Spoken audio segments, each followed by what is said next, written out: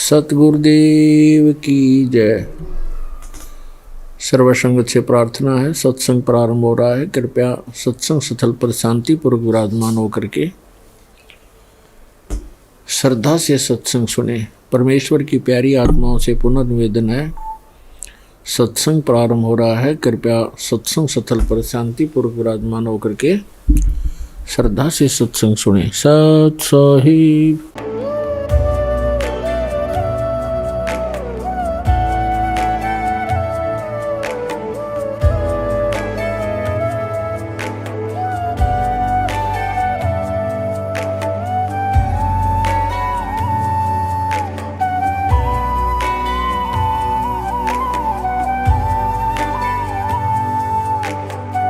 पूर्ण परमात्मा पाप कर्म दंड को भी काट सकता है। अभी तक जिस भी संत व महापुरुष से मिले, उन्होंने यही बताया कि पाप कर्म फल भोगने से ही समाप्त होगा। वो प्रभु कौन है जो पाप कर्म को काट देता है, वो काल के बंधन से छुड़वा देता है। उसका क्या नाम है, पूजा की विधि क्या है? कृपया अवश्य सुनिए जगत गुरु तत्वदर्शी संत रामपाल जी महाराज के अमृत वचन। सतगुरुदेव की जय। बंदी छोड़ कबीर परमेश्वर जी की जय। बंदी छोड़ गरीबदास जी महाराज जी की जय। स्वामी रामदेवानंद जी गुरु महाराज जी की जय हो।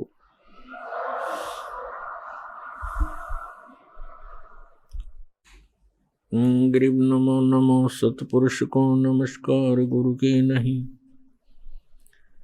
सुर नर मुनि जन साधुआं संतों सर्वस्ती नहीं। सतगुरु साहिब संत सब डंडो तुम प्रणाम। आगे पीछे मध हुए तिनको जा कुर्बान। निराकार निर्विषम काल जाल भय भंजनम। निर्लेपम निज निर्गुणम अकल अनुबेशम दुनम।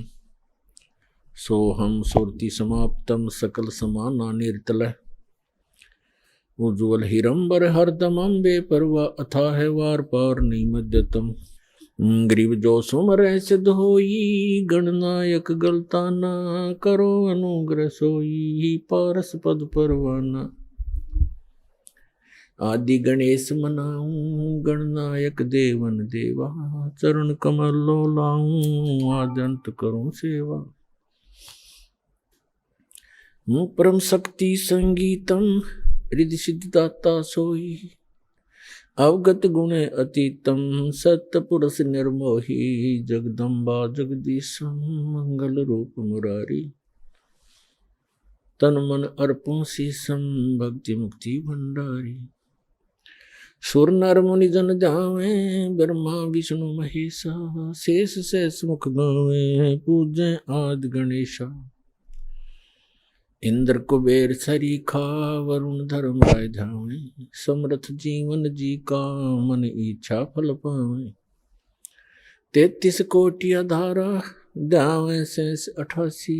उतरे बहुजल पारा कटहे यम की फांसी। 33 कोटि आधारा दावे शेष 88। उतरे बहुजल पारा कटहे यम की फांसी। कर जोरूं विनती करूं धरूं चरण पर शीश।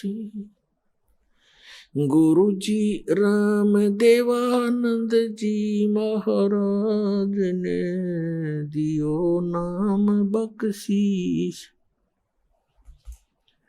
कोटि कोटि सिजदा करूं कोटि कोटि प्रणाम।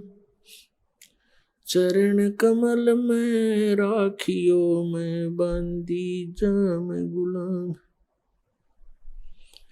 कुत्ता हूँ गुरुदेव का रामपाल दास का नाम।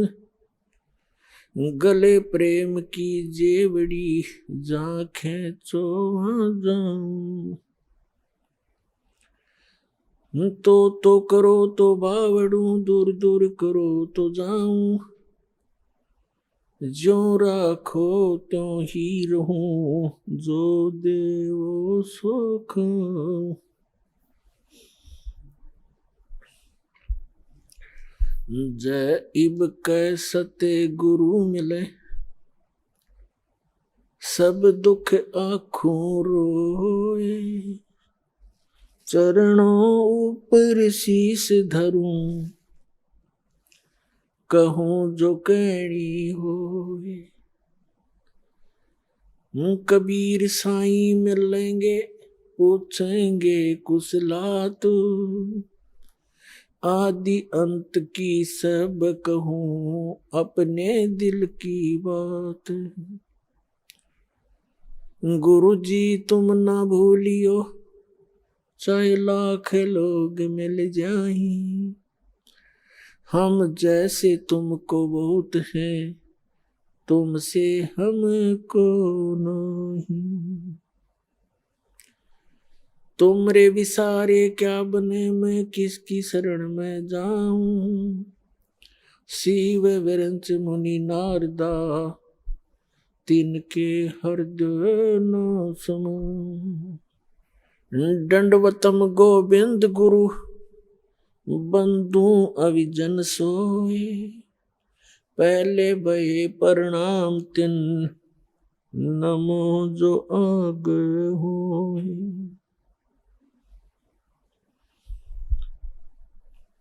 परमपिता परमात्मा पूर्ण ब्रह्म सारी सृष्टि के रचनहार कबीर परमेश्वर जी की असीम रजा से आप सभी पुण्यात्माएं सत्संग श्रवण करने के लिए उपस्थित हुए। धन्य है आपके माता पिता जिनसे जन्म हुआ, और धन्य है आपका जन्म जो ऐसे समय में आपको मानव शरीर मिला। मानव शरीर प्राप्त करके प्राणी क्या करता है, उसे करना क्या चाहिए, मनुष्य जीवन का मूल उद्देश्य क्या है, इसका ज्ञान सत्संग से होता है। बहुत ही पुण्यकर्मी प्राणी को मानव शरीर प्राप्त होता है।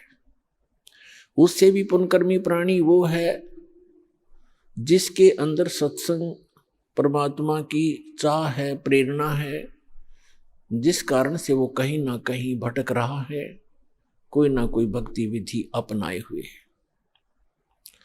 और उन सब से उत्तम वो प्राणी है जिसके अंदर भक्ति की प्रेरणा है और उसको सतगुरु मिल जाता है मानव शरीर के अंदर। तो पुण्यात्मा, आप उन पुण्यकर्मी प्राणियों में से हो। उन best, good, better, best 3 quality होती है।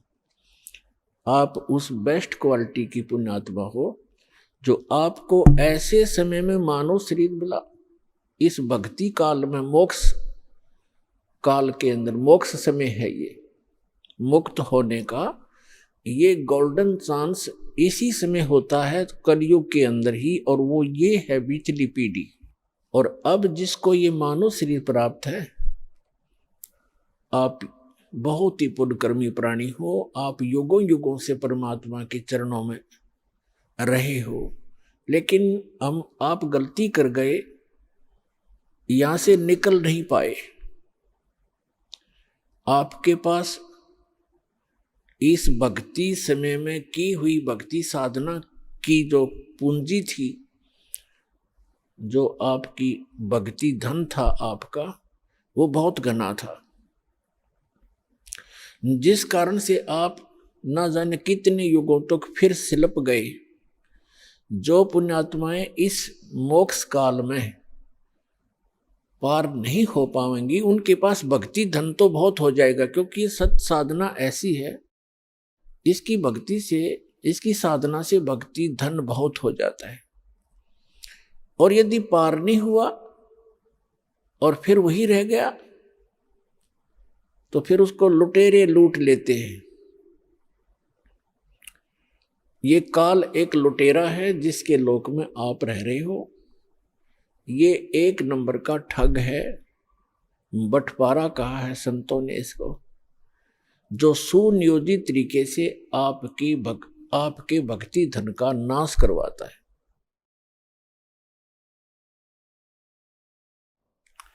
तो उससे बचने के लिए आप जी ने अब बड़ी सावधानी बरतनी है और सतलोक चलना है, अपना पीछा छुटवाना है। मनुष्य शरीर प्राप्त करके जो प्राणी भक्ति नहीं करते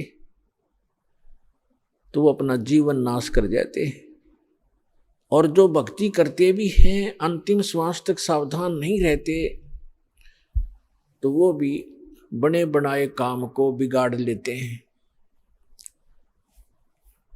भक्त को अंतिम श्वास तक साधना करनी पड़ेगी, मर्यादा में रहना पड़ेगा। जैसे खेल के खिलाड़ी होते हैं, वो जहां से स्टार्ट करते हैं, यानी कोई डिस्ट्रिक्ट स्टेट से स्तर से, जिला स्तर से खेलना शुरू करते हैं, वहां भी नियम वैसे ही है, और वहां सफल होते हैं, फिर वो राज्य स्तर पर खेलते हैं, वहां भी वही नियम है, और अंतिम गेम तक उन्होंने वैसे ही मर्यादा में रहकर ही सावधानी से खेलना पड़ता है, तभी वो सफल होते हैं।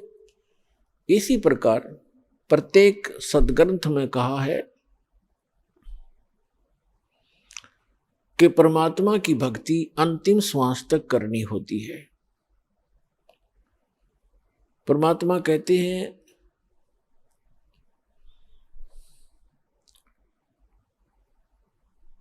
राम नाम रटते रहो जब तक घट में प्राण, कभू तो दीन दयाल के बनक पड़ेगी कान। ये सूक्ष्म वेद की वाणी है जो परमात्मा अपने मुख कमल से स्वयं ही आकर के बोला करते हैं यथार्थ ज्ञान। इसी का समर्थन दिया है यजुर्वेद अध्याय नंबर 40 के मंत्र नंबर 15 ने। उसमें कहा है कि वायु अनिलम अथ इदम भस्मांतम शरीरम, ओम कर्तो समर किलबे समर और कर्तुम समर। अंतिम श्वास तक इस जीवन का, इस शरीर के नष्ट होने तक इस ओम नाम का जाप काम करते करते करो, सिमरण करो, विशेष कसक के साथ यानी श्रद्धा के साथ, एक विशेष आस्था के साथ इसका सिमरण करो, और मनुष्य जीवन का मुख्य कार्य समझकर इसका सिमरण करो। तब आप शरीर छोड़कर जाओगे तब तक इसका सिमरण करते रहोगे। इस ओम नाम से जितना भी अमरत्व आपको प्राप्त होगा वो इस मंत्र से हो जाएगा। फिर ये तो है ब्रह्म तक की साधना। अब चाहे आप ब्रह्म की साधना करो और चाहे आप किसी परब्रह्म की साधना करो या परम अक्षर ब्रह्म की साधना करो, उनके लिए एक जैसे ही नियम होते हैं। श्रीमद् भगवद गीता में लिखा है 8वें अध्याय के 13वें श्लोक में गीता ज्ञानदाता कहता है कि मेरा सुमरण जो है, मेरी भक्ति, ओम इति एकाक्षरम ब्रह्म व्यवहारण माम अनुसमरण यह परियाति तजन देहम सयाति परमाम गतिम। मुझ ब्रह्म का केवल एक अक्षर ओम मंत्र है और कोई नहीं, नथिंग एल्स। इति बस यही फाइनल है।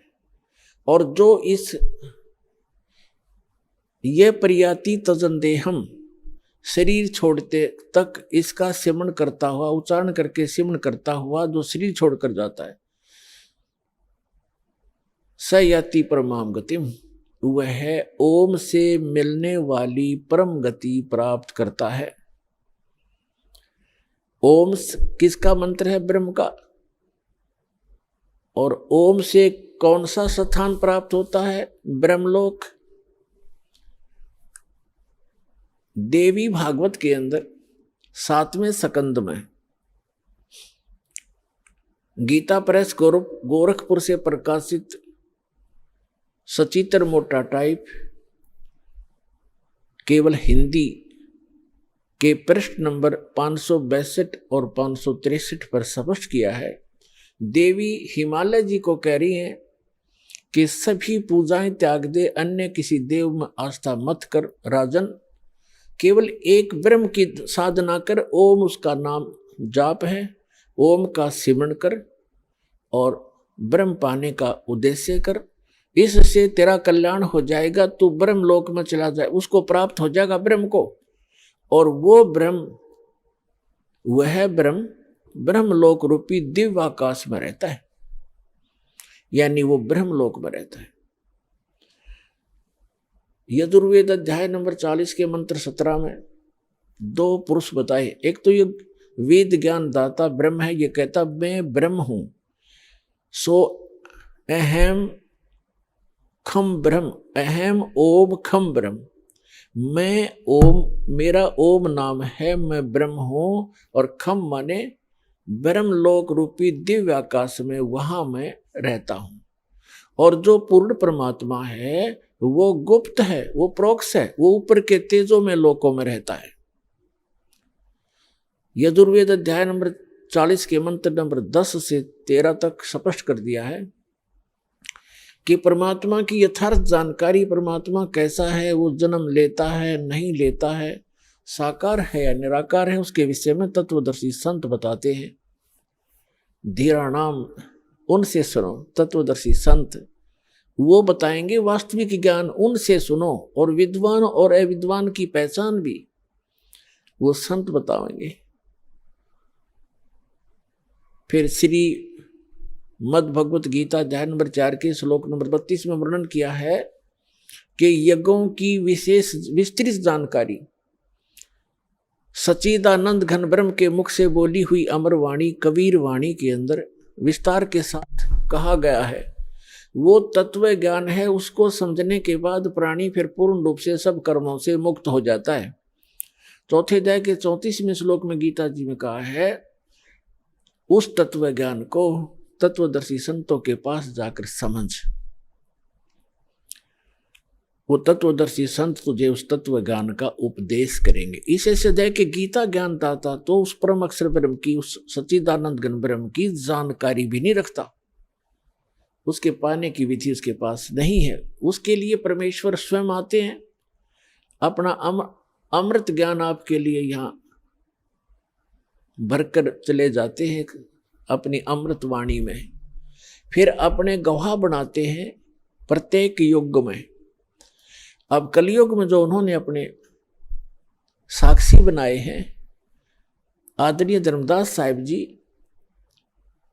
बांधवगढ़ वाले, उनको परमात्मा मथुरा में मिले, जहाँ पर वो अपने हिंदू धर्म के गुरुओं द्वारा बताई हुई साधनाओं के आधार से तीर्थ यात्रा पर निकला हुआ था। उनको ज्ञान दिया, सच्चाई से परिचित कराया। उसके बाद वो प्यारी आत्मा परमात्मा के चरणों में पड़ के बुरी तरह रोई। फिर उसको परमात्मा सतलोक लेकर गए, जहाँ से हम आए थे, और जो वो सुखमय स्थान है जहाँ कभी जरा और मरण नहीं होता, जहाँ वृद्ध अवस्था नहीं है, जहाँ मृत्यु कभी नहीं होती। फिर उनको तीसरे दिन वापस छोड़ा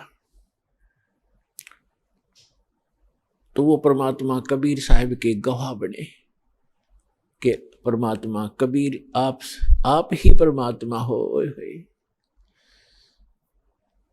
क्या बताया है कि आज मोए दर्शन दियो जी कबीर, आज मोए दर्शन दियो जी कबीर, अमर लोक से चलकर आए काटन इस काल की जंजीर। अमर लोक से चलकर आए आप सीधे सहसरी जाते हैं। तो पुण्यात्मा उसके पश्चात उन्होंने अपने गवाह बनाए आदरणीय स्वामी रामानंद जी काशी वाले, उनको सचखंड लेकर गए। वो योगी पुरुष अपने आप में योगी पाक रहे थे, चारों वेदों और गीता पुराण आदि के वह ब्रह्मज्ञ ज्ञाता प्रसिद्ध हो रहे थे। जब परमात्मा ने बताया कि स्वामी जी 4 वेद और पुराण 18 ये एक उजड़ जेरा है, तत्व ज्ञान परम साहेब का वो तो ज्ञान उचेरा है। रामानंद जी वेदों पर गर्व करते थे, पुराणों और गीता पर गर्व करते थे कि इस कंप्लीट स्पिरिचुअल नॉलेज है, संपूर्ण अध्यात्म ज्ञान है। परमात्मा ने कहा कि ये तो एक उज्जड़ घेरा है, 4 वेद और पुराण 18 ये एक उज्जड़ घेरा है, इससे निकल नहीं सकते इस साधना से, ये इनकम्प्लीट है। फिर रामानंद जी के भ्रम को निवारण करने के लिए सचखंड लेकर गए। वहां देखा अपना वास्तविक स्थान और परमात्मा बैठे सिंहासन पर, राजा के समान, सिर पर मुकुट समेत छत्र और राजा की तरह अनंत कोट ब्रह्मांड के संचालक के सिंहासन पर विराजमान प्रभु को देखा उस 5 वर्ष के बालक के रूप में, और फिर अपना वास्तविक रूप बनाया, फिर बालक रूप धारण किया, फिर उस महापुरुष को वापस छोड़ दिया। तब स्वामी रामानंद जी ने कहा था कि दोहु ठोर है एक तू, दोहु ठोर, वहां भी आप हो यहां भी आप हो। दोहु ठोर है एक तू, भया एक से दो, और गरीब दास हम कारणे आए हो मगजो।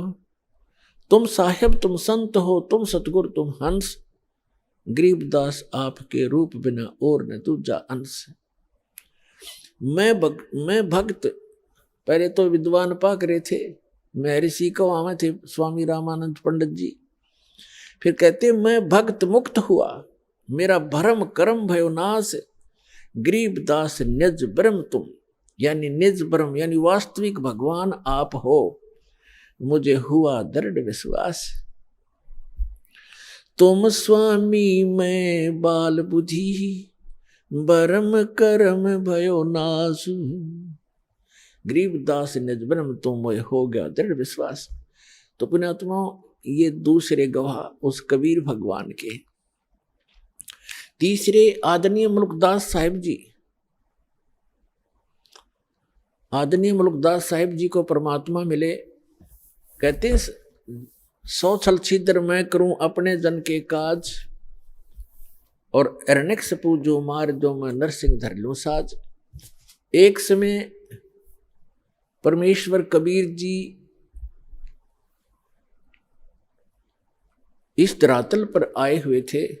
जैसे ये क्या करते हैं परमात्मा, कई प्रकार से लीला करते हैं।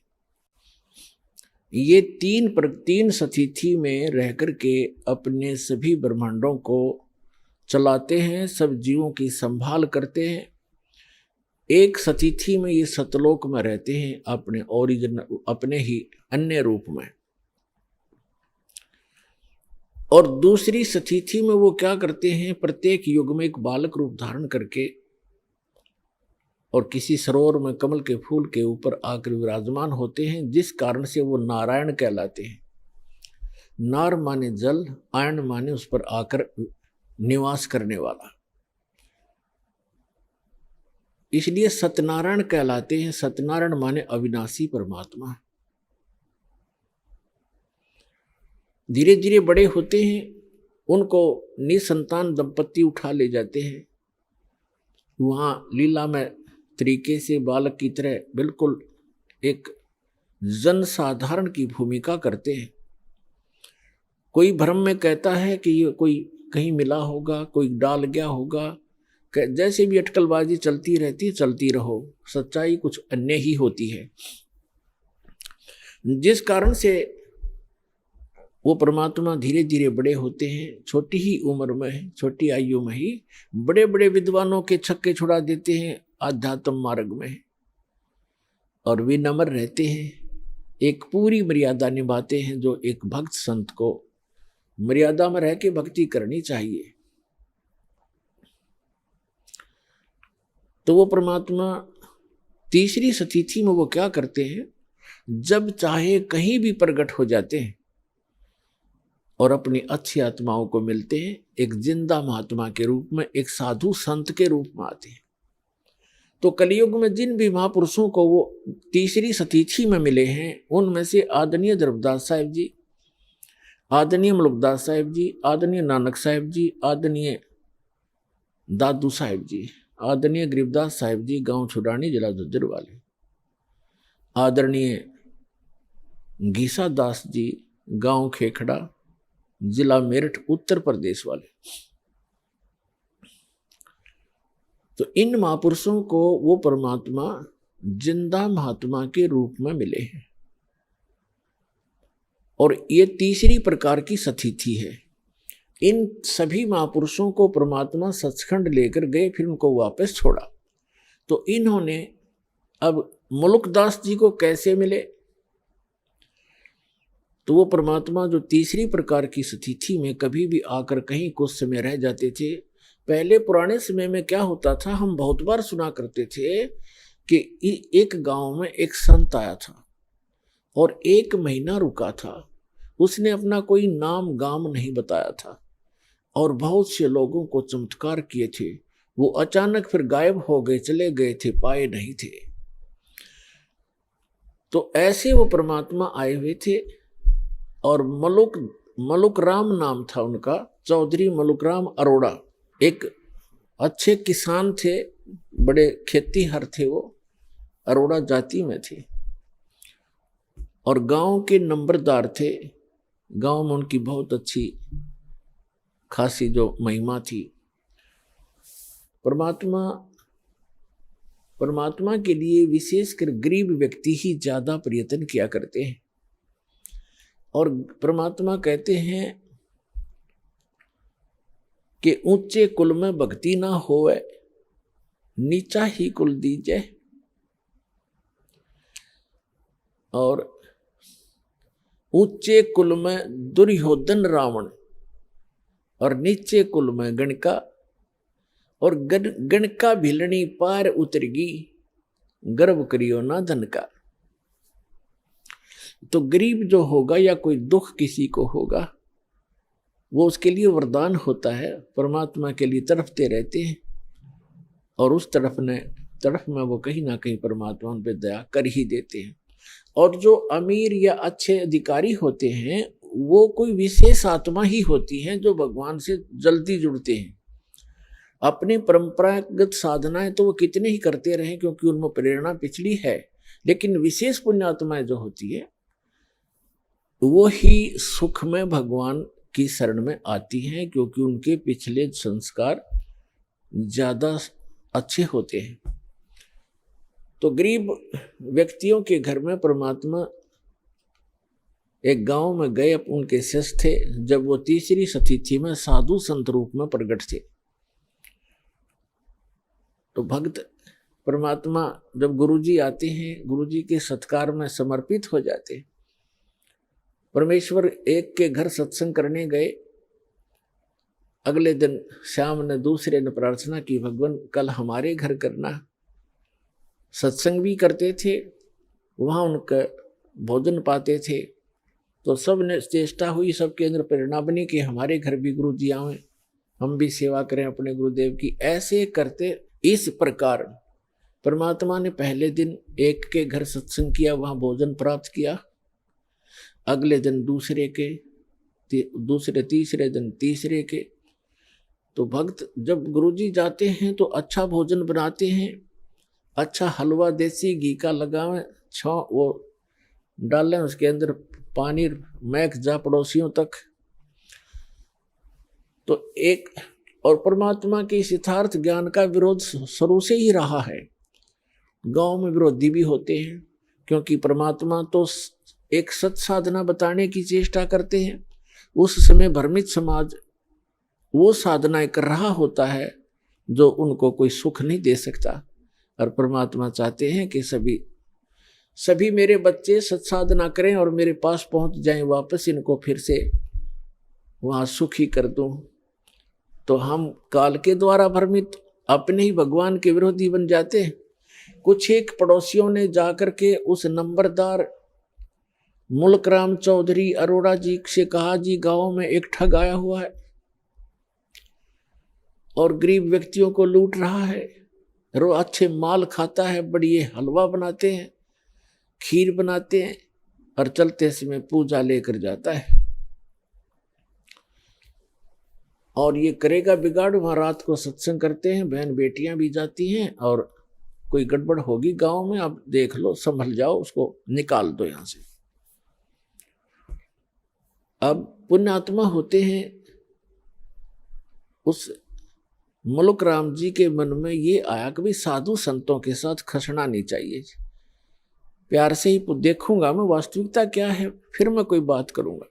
तो मुल्कदास जी ने फिर सावधानी बरती, जिधर सत्संग से उस साइड से गलियों से निकलकर खेतों में जाने लगा तो क्या देखा कि तीसरे दिन किसी के घर में छौंक लगा और फिर हलवे का बनाने का समय हो गया।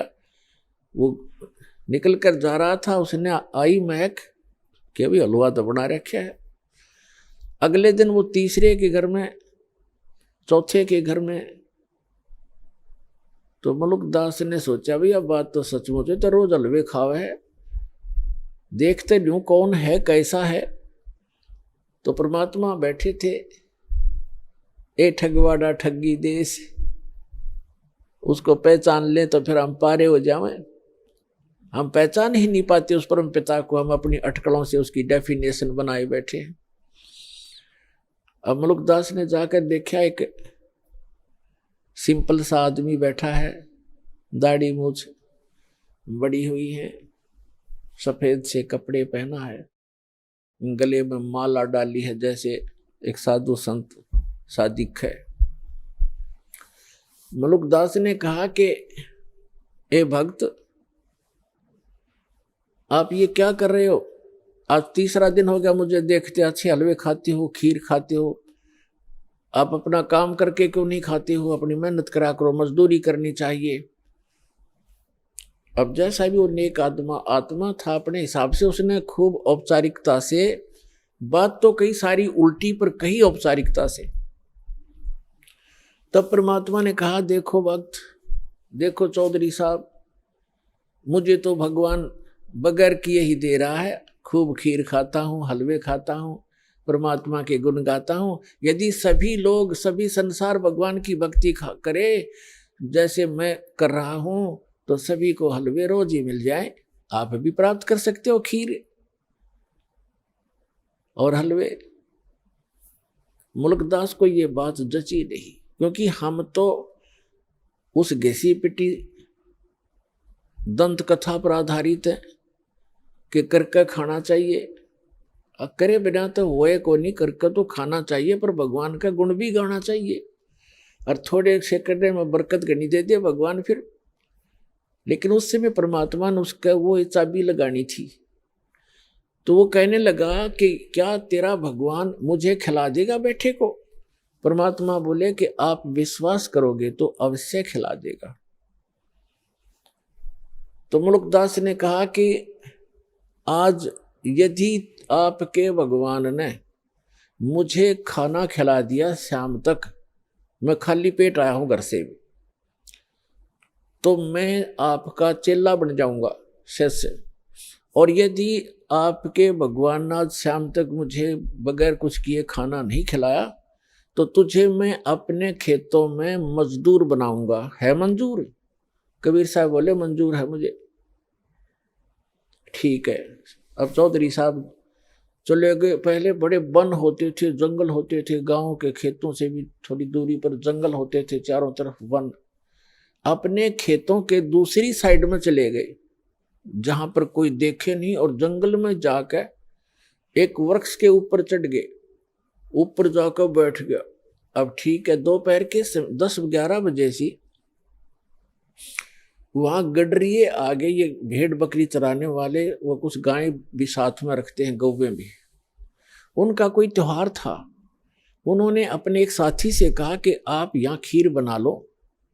वहीं पर एक कुआं था छोटा सा, ये कुआं है यहाँ पर, इसमें से जल ले और यहाँ खीर बना लो इस वृक्ष के नीचे, उसी वृक्ष के नीचे जिसपे वो चौधरी साहब बैठे थे।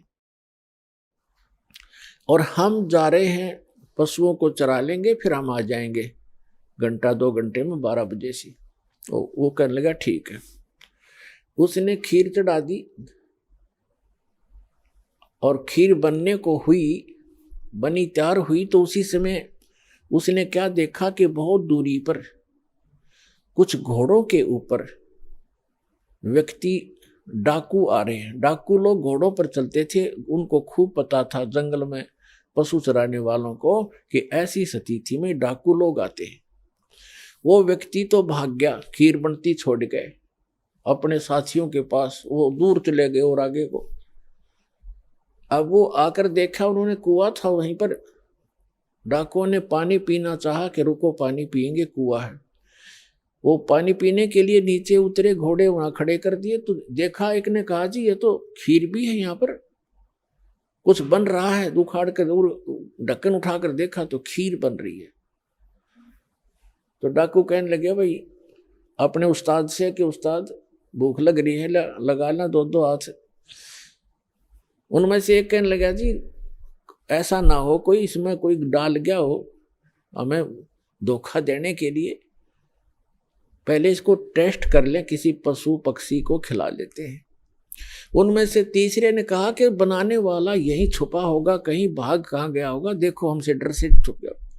वो इधर उधर देखने लगे, एक ने ऊपर देखा कि ये बैठा ऊपर, उससे कहा भाई नीचे आ जा तू। वो कहने लगा ना आऊं, नीचे ना उतरूं मैं। क्यों नहीं आवा नीचे? नीचे आना तेरे मारेंगे गोली। 5 सेकंड में नीचे आ लिया। नीचे आया तो कहन उसके और ढक्कन के ऊपर खीर डाल दी अच्छी खूब और कहा इसको खा। वो नौका कति नहीं खाऊं। अब मुल्कदास खावे नहीं, मना करे कि मेरी तो बात बिगड़ेगी आज। वो इसलिए नहीं खावा कि मैं झूठा पड़ूंगा और चेला बनना पड़ेगा। तो उनको पक्का यकीन हो गया डाकुओं के कि इसने जरूर कुछ ना कुछ मिला रखा है, इसलिए नहीं खाता। उसका 2 मारे दड़ाक, अच्छी मारी लात, अखा बैठ गए। उसने फटाफट किलो पक्की खा गया, भूख तो लगी रही थी। और खाने के बाद उसको काट बैठ आध घंटे, अगर मरेगा तो मर लेगा यूं। आध पौन घंटा इंतजार करके उसका कुछ नहीं हुआ। फिर उसने साची बताई जी ऐसे ऐसे बात है, मैं तो इसलिए मना करूं था, मेरी एक शर्त लाग रही थी। तो बोले भाग जा, जाता रहे तो यहां से। वो चला गया। अब वो भाग लिया। अब उसने जिस समय वो कहा कि हम डाकू हैं या तो खा लेना तेरा बकल तार देंगे, तो उसको ये पता लगा तो डाकू हैं, तो अंदर से प्रार्थना की है गुरुजी मुझे बचा ले, मेरी जीवन रक्षा कर दे, मैं आपका चेला बनूंगा। एक तो जान बचाई और खीर खिलाई। अब वो सीधा पहुंचा गुरुदेव के पास, परमेश्वर के पास। वो तो जानी जान थे, सारी लीला वही करते हैं, 100 छलछीदर मैं करूं अपने जन के काज। अब जो ही मुल्कदास चौधरी आया, परमात्मा बैठे आसन पर नीचे लगा रखा। परमात्मा ने पूछा क्यों चौधरी साहब, भगवान ने करी कुछ सेवा तेरी? ने बोला जी तेरा भगवान तो मार मार खीर खिलावा है, आपका परमात्मा तो मार मार खीर खिलाता है और मेरी जान बचा दी दाता आपने ना। उनका केज लगे 1 मिनट में कर दो काम मेरा। आपको मैंने याद किया, सारी कथा बताई। परमात्मा बोले बेटा यह भी आपके ऊपर एक रहम किया है परमेश्वर ने कि जिस कारण से आपको एक अनमोल रतन और मिलेगा। खीर तो खिलाई सो खिलाई, ये धन मिल गया। फिर उसको क्योंकि विश्वास जल्दी नहीं होता, अब तो परमात्मा ने ऐसा ज्ञान दे दिया बच्चों, बालक बालक भी समझ सकते हैं, कबीर इज गॉड, ऐसे प्रमाण दास आपको दे देगा। तो इस समय के लिए वो प्रमाण बनाने थे परमात्मा ने, उन बच्चों को अपने को शरण में भी लेना था, उनका भी जन्म मरण का दीर्घ रोग मिटाना था। तो मुल्कदास जी को सचखंड देकर गए, फिर उनको वापस छोड़ा। उसके बाद मुल्कदास जी कहते हैं जपोरे मन साहेब नाम कबीर, जपोरे मन परमेश्वर नाम कबीर। एक समय गुरु बंसी बजाई कालंदरी के तीर, एक समय गुरु बंसी बजाई कालंदरी के तीर। सुर नर मुनि जन थकत बहे वहां, रुक गया दरिया नीर। जपरे मन परमेश्वर नाम कबीर। 2 दिन का झगड़ा छड़ गया, तिनक न धरते धीर। दोनों दिन का झगड़ा छड़ गया, कोई न धरता धीर। कोई गड्ढे कोई अग्न जलावे, ढूंढा ना पायो शरीर। जपो रे मन है परमेश्वर नाम कबीर। अमरलोक से सतगुरु आए काटन यमक जंजीर। अमरलोक से सतगुरु आए काटन काल की जंजीर। दास मलूक सलूक कहत है खोजो खसम कबीर। जपो रे मन परमेश्वर नाम कबीर। जपो रे मन साहेब नाम कबीर। अमलुकदास जी फिर ये कहते हैं कि जपो रे मन, उस परमेश्वर नाम कबीर का नाम जपो, उस परमात्मा ने जो मंत्र दिया उसका जाप करो। एक समय गुरु बंसी बजाई कालंदरी के तीर। कालंदरी कहते हैं यमुना को। एक समय परमात्मा मथुरा में गए।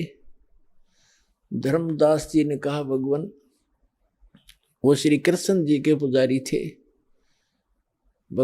धर्मदास जी ने कहा भगवान, श्री कृष्ण भगवान थे, यहाँ गव्वें चराया करते थे और ऐसे ऐसे बहुत सी,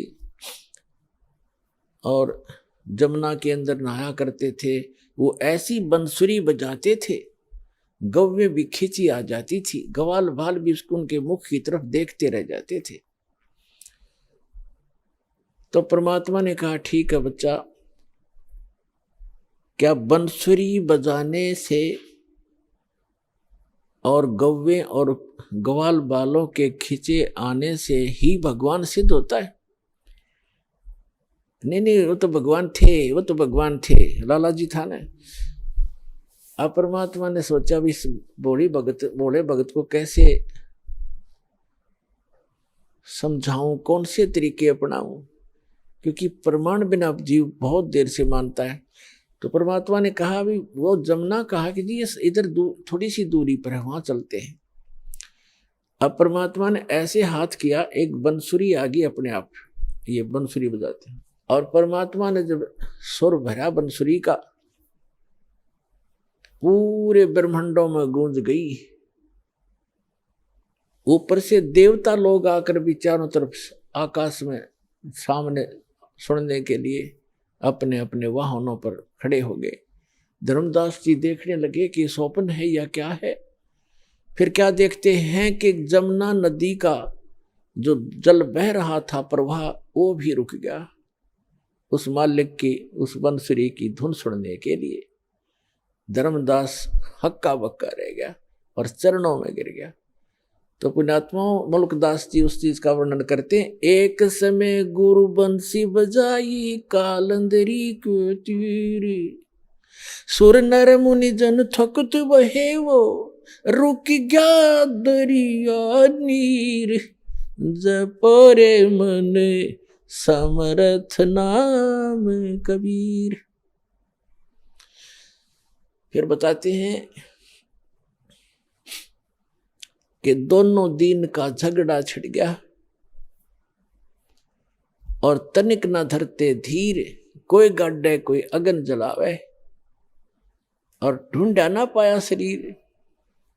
परमात्मा सह शरीर आए थे, तो आपको बहुत बार दास ने प्रकरण सुनाए हैं, बताए हैं। अब वो गए कैसे थे यहां से? सह शरीर आते हैं, सह शरीर जाते हैं। जब परमात्मा बनारस में आए हुए थे, अपनी दूसरे प्रकार की लीला करने के लिए एक बालक रूप में प्रकट हुए थे। नीरू नीमा नाम के निसंतान दंपत्ति उनको उठा ले गए थे। जुलाहा थे, वो मुसलमान जुलाहा थे। वो पहले उसी जन्म के अंदर ब्राह्मण थे, लेकिन मुसलमानों ने उनको मुसलमान बना दिया था, नाम भी चेंज कर दिया था। और कोई साधन ना होने से वो जुल्हा का कार्य करने लगे, जिस कारण से 20-30 वर्ष करते रहे। जुल्हा नाम पक गया, तो धीरे धीरे बड़े हुए थे। तो वहां काशी के अंदर गढ़ था हिंदू धर्म के धर्म प्रचारकों का, और वहीं से सब शिक्षा दूसरे पूरे देश में जाती थी। तो परमात्मा ने उस गढ़ को ही तोड़ना चाहा था, किसी प्रकार इनकी अकल ठिकाने ला दूं, इन ब्राह्मण गुरु मंडलेश्वराचार्य और शंकराचार्यों की, फिर मेरे बच्चे आपस समझ जाएंगे, ये भी तो मेरे ही बच्चे हैं। परमात्मा कहते थे, कबीर जी कहते थे, ये कालवश भ्रमित हैं, मायावश इनकी आंखें बंद हो गई हैं। लेकिन वो तो नहीं माने, फिर भी उनकी जो दंत कथाएं थी उनको परमात्मा ने खंडित किया।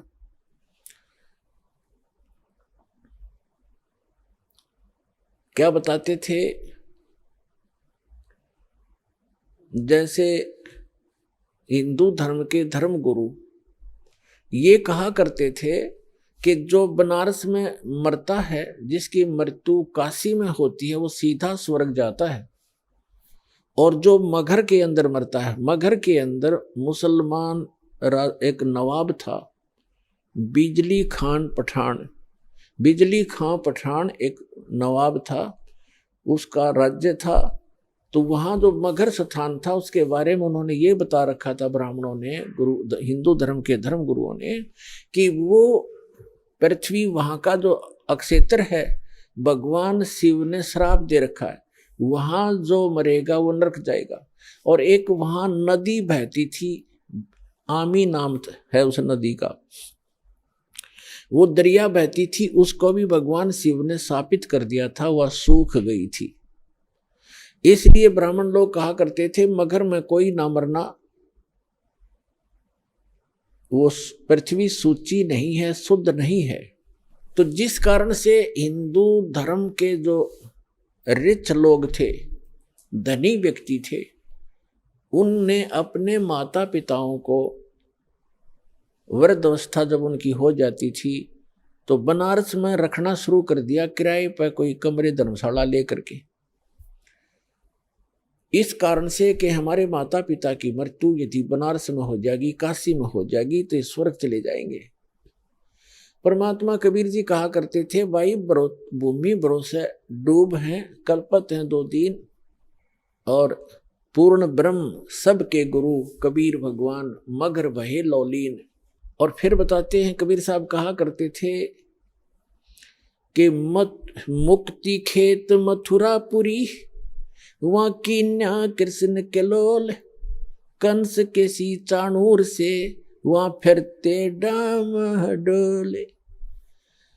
अपना आत्मा परमात्मा कहा करते कि तुम आप जी मथुरा को भी एक मुक्त अक्षेत्र मानते हो, कि वहाँ श्री कृष्ण जी ने बाल्यावस्था में बहुत से लीलाएं की थी, वहाँ उनके चरण टिके थे। और आप ये भी कहते हो कि मथुरा में जाने से कल्याण हो जाता है। उसी मथुरा के अंदर कंस और केसी राक्षस जो घोड़ा बनकर आता, और चाणोर जैसे भी वहीं रहा करते थे मथुरा में। और उनकी कैसी मृत्यु हुई?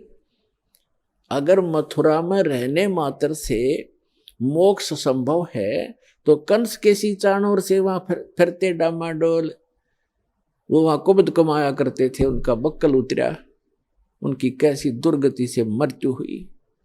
तो परमात्मा कहा करते थे कि भक्ति करनी चाहिए भाई, भक्ति के बल से, शुभ कर्मों के करने से आप कहीं भी मृत्यु को प्राप्त हो जाओ। जब आपका संस्कार आता है, आप सीधे अपने उस स्थान पर, उस कर्म आधार से ही आप अपने स्वर्ग या जैसे भी आपका स्थान है वहां जाओगे।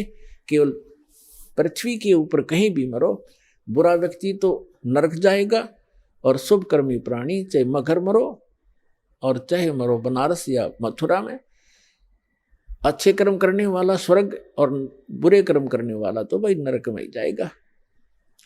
लेकिन ब्राह्मण लोग नहीं मानते थे, तो धर्म गुरुओं ने इतनी अफवाह फैला दी, ऐसी महिमा दंत कथा फैला दी कि जो काशी में मरेगा वो मोक्ष हो जाता है।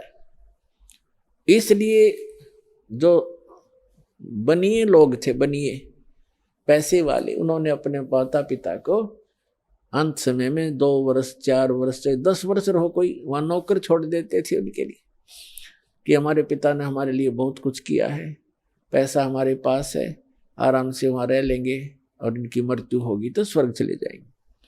अब जब उन्होंने ऐसे रखना शुरू किया तो उन धर्म गुरुओं ने सोचा क्यों ना इनको हम अपने घर रख लें, इनके बूढ़ों को, बूढ़ियाओं को, और रखेंगे तो ये कुछ हमें देंगे भी। तो इस लालच में उन्होंने वो आफत मोल ले ली और उन अपने यजमानों से कहा, अक्षेत्र बटे हुए हैं इनके, उनसे कहा कि भाई आपके माता पिता को आप हमारे घर पे ही छोड़ दो, या कथा भी सुना करेंगे और यहाँ भोजन भी कर लिया करेंगे। उन्होंने कहा जी बहुत अच्छी बात, फिर तो हम अपने माता पिता के आपको आपके घर छोड़ देंगे। तो उनके वहाँ खूब दक्षिणा भी देने लगे, उनके खर्चा भी देने लगे और अलग से भी पैसे दान उन ब्राह्मणों को, गुरुओं को देने लगे। जिस कारण से सभी ब्राह्मणों में ये एक जैसे पीजी हुआ करना, पीजी जैसे खोल लिए इनने। अपनात्मा वृद्ध अवस्था में बूढ़ा व्यक्ति अगर अस्वस्थ हो जाए तो एक के दुर्भर हो जाता है। उसे तो अपना माता पिता बुरा तो नहीं लगते, लेकिन उसके लिए कितना प्रयत्न करना पड़ता है, कैसे संभाल करनी पड़ती है। कहीं थूक देते हैं, कहीं दस्त लग जाते हैं, तो कई प्रकार की ऐसी बहुत कुछ सेवा होती है। तो कुछ दिन तो उन्होंने आया आनंद और फिर बूढ़े संभालने हो गए मुश्किल। तो उन्होंने मिलकर एक स्कीम बनाई कि इनकी टिकट काटो जल्दी। उन्होंने क्या स्कीम बनाया कि एक क्रोंत लगा दो, एक क्रोंत बना लिया। क्रोंत मतलब एक ऐसी बनाई आरत सी गंगा के किनारे, एक ऐसी गुफा सी बना दी गंगा के किनारे, घाट सा उस पे, और एक मड़ी सी बनाकर ऐसे, और उसके अंदर जैसे ऐसे बनी हुई थी उसके अंदर क्रोंत फिट कर दिया ऊपर, ऐसी उसका स्ट्रक्चर बना दिया। और उस क्रोंत के हैंडल थोड़ी सी दूरी पर 50-50 फुट दूरी पर रस्से से अंदर अंदर बांध कर ऐसा अंडरग्राउंड बना लिया, और वो दूर जाकर बैठ जाए 2 जने उसको हैंडल करने वाले। ऐसे जंगल सा बहुत जड़े से उसमें झाड़ से थे वहां पर। तो वो क्या कहते हैं कि जो उन्होंने एक अफवाह फैला दी कि जो गंगा के किनारे अपनी क्रोध से गर्दन कटवाएगा वो सीधा स्वर्ग, शीघ्र स्वर्ग जाएगा। जो शीघ्र जाना चाहता है स्वर्ग, उसके लिए परमात्मा ने एक क्रोंत भेजना शुरू कर दिया। क्रोंत माने लकड़ी काटने का आरा, वो इतने लंबे लंबे दांतों वाला, ऐसे दोनों हाथों से इधर उधर से पकड़ कर चलाते हैं, ऐसा क्रोंत बोलते हैं उसको। तो भी बुढ़ापे में आप भी दुखी हो लेते हैं।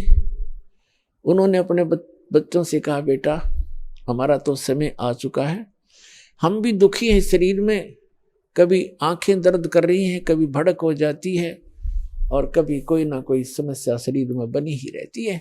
और ऐसे गुरुजी बता रहे हैं कि भगवान की तरफ से क्रोंत आता है, और उससे जो गर्दन कट जाए, उससे गर्दन काटेंगे और सीधा स्वर्ग चले जाएंगे। और उन्होंने बताया कि पीड़ा नहीं होती, बहुत शीघ्रता से काम बन जाता है, झटके की तरह। तो सब ने धीरे धीरे उन्होंने अब अपने बुजुर्गों ने अपने बच्चों से प्रार्थना की, बेटा हम तो मृत्यु के निकट हैं और हमें जाने दो। तो बच्चे फिर मना कैसे करें, जो भगवान की तरफ से ऐसा कोई व्यवस्था होगी है तो अच्छी बात है। पिताजी भी चाह रहे हैं, तो उन्होंने कर दिया वो शुरू अथा कसाई वाला। अब वो लागे गर्दन कटवाने वहां पर। अब वो आवाज लगा देते थे, हे परमात्मा क्रोंत भेजियो, उसकी लिटा के नो नीचे को मुंह करके, हे परमात्मा क्रोंत भेजियो, और उसके पीछे थे ऐसे स्थान पर सेट करते थे, सीधा उससे निकल कर आता वो, और नीचे उस रस्से होते थे उनको 2 बार ऐसे कर देते, कच्चे दही कर देता, और फिर उसको घुमा देते, वो ऊपर फिट हो जाता, दिखता भी नहीं उनको तो। और कौन देखे था अंदर जाकर के, तो वो निकाल ले गए, वो फिर उठाकर वहीं सभा कर दें। फिर उनकी मृत्यु के उपरांत वो गुरुजी फिर ये करो वो करो, फंड करो, वो न्यारी दक्षिणा, और उसकी विशेष टिकट लगा दी उन्होंने कि 100 रुपये लगते हैं। जब क्रोंत आता है, हमने पूजा करनी पड़ती है, तब क्रोंत आता है ऊपर से। अब उस समय के 100 रुपये आज के 10 लाख के बराबर है। तो वो भी स्वीकार किया। परमात्मा कहा करते, भाई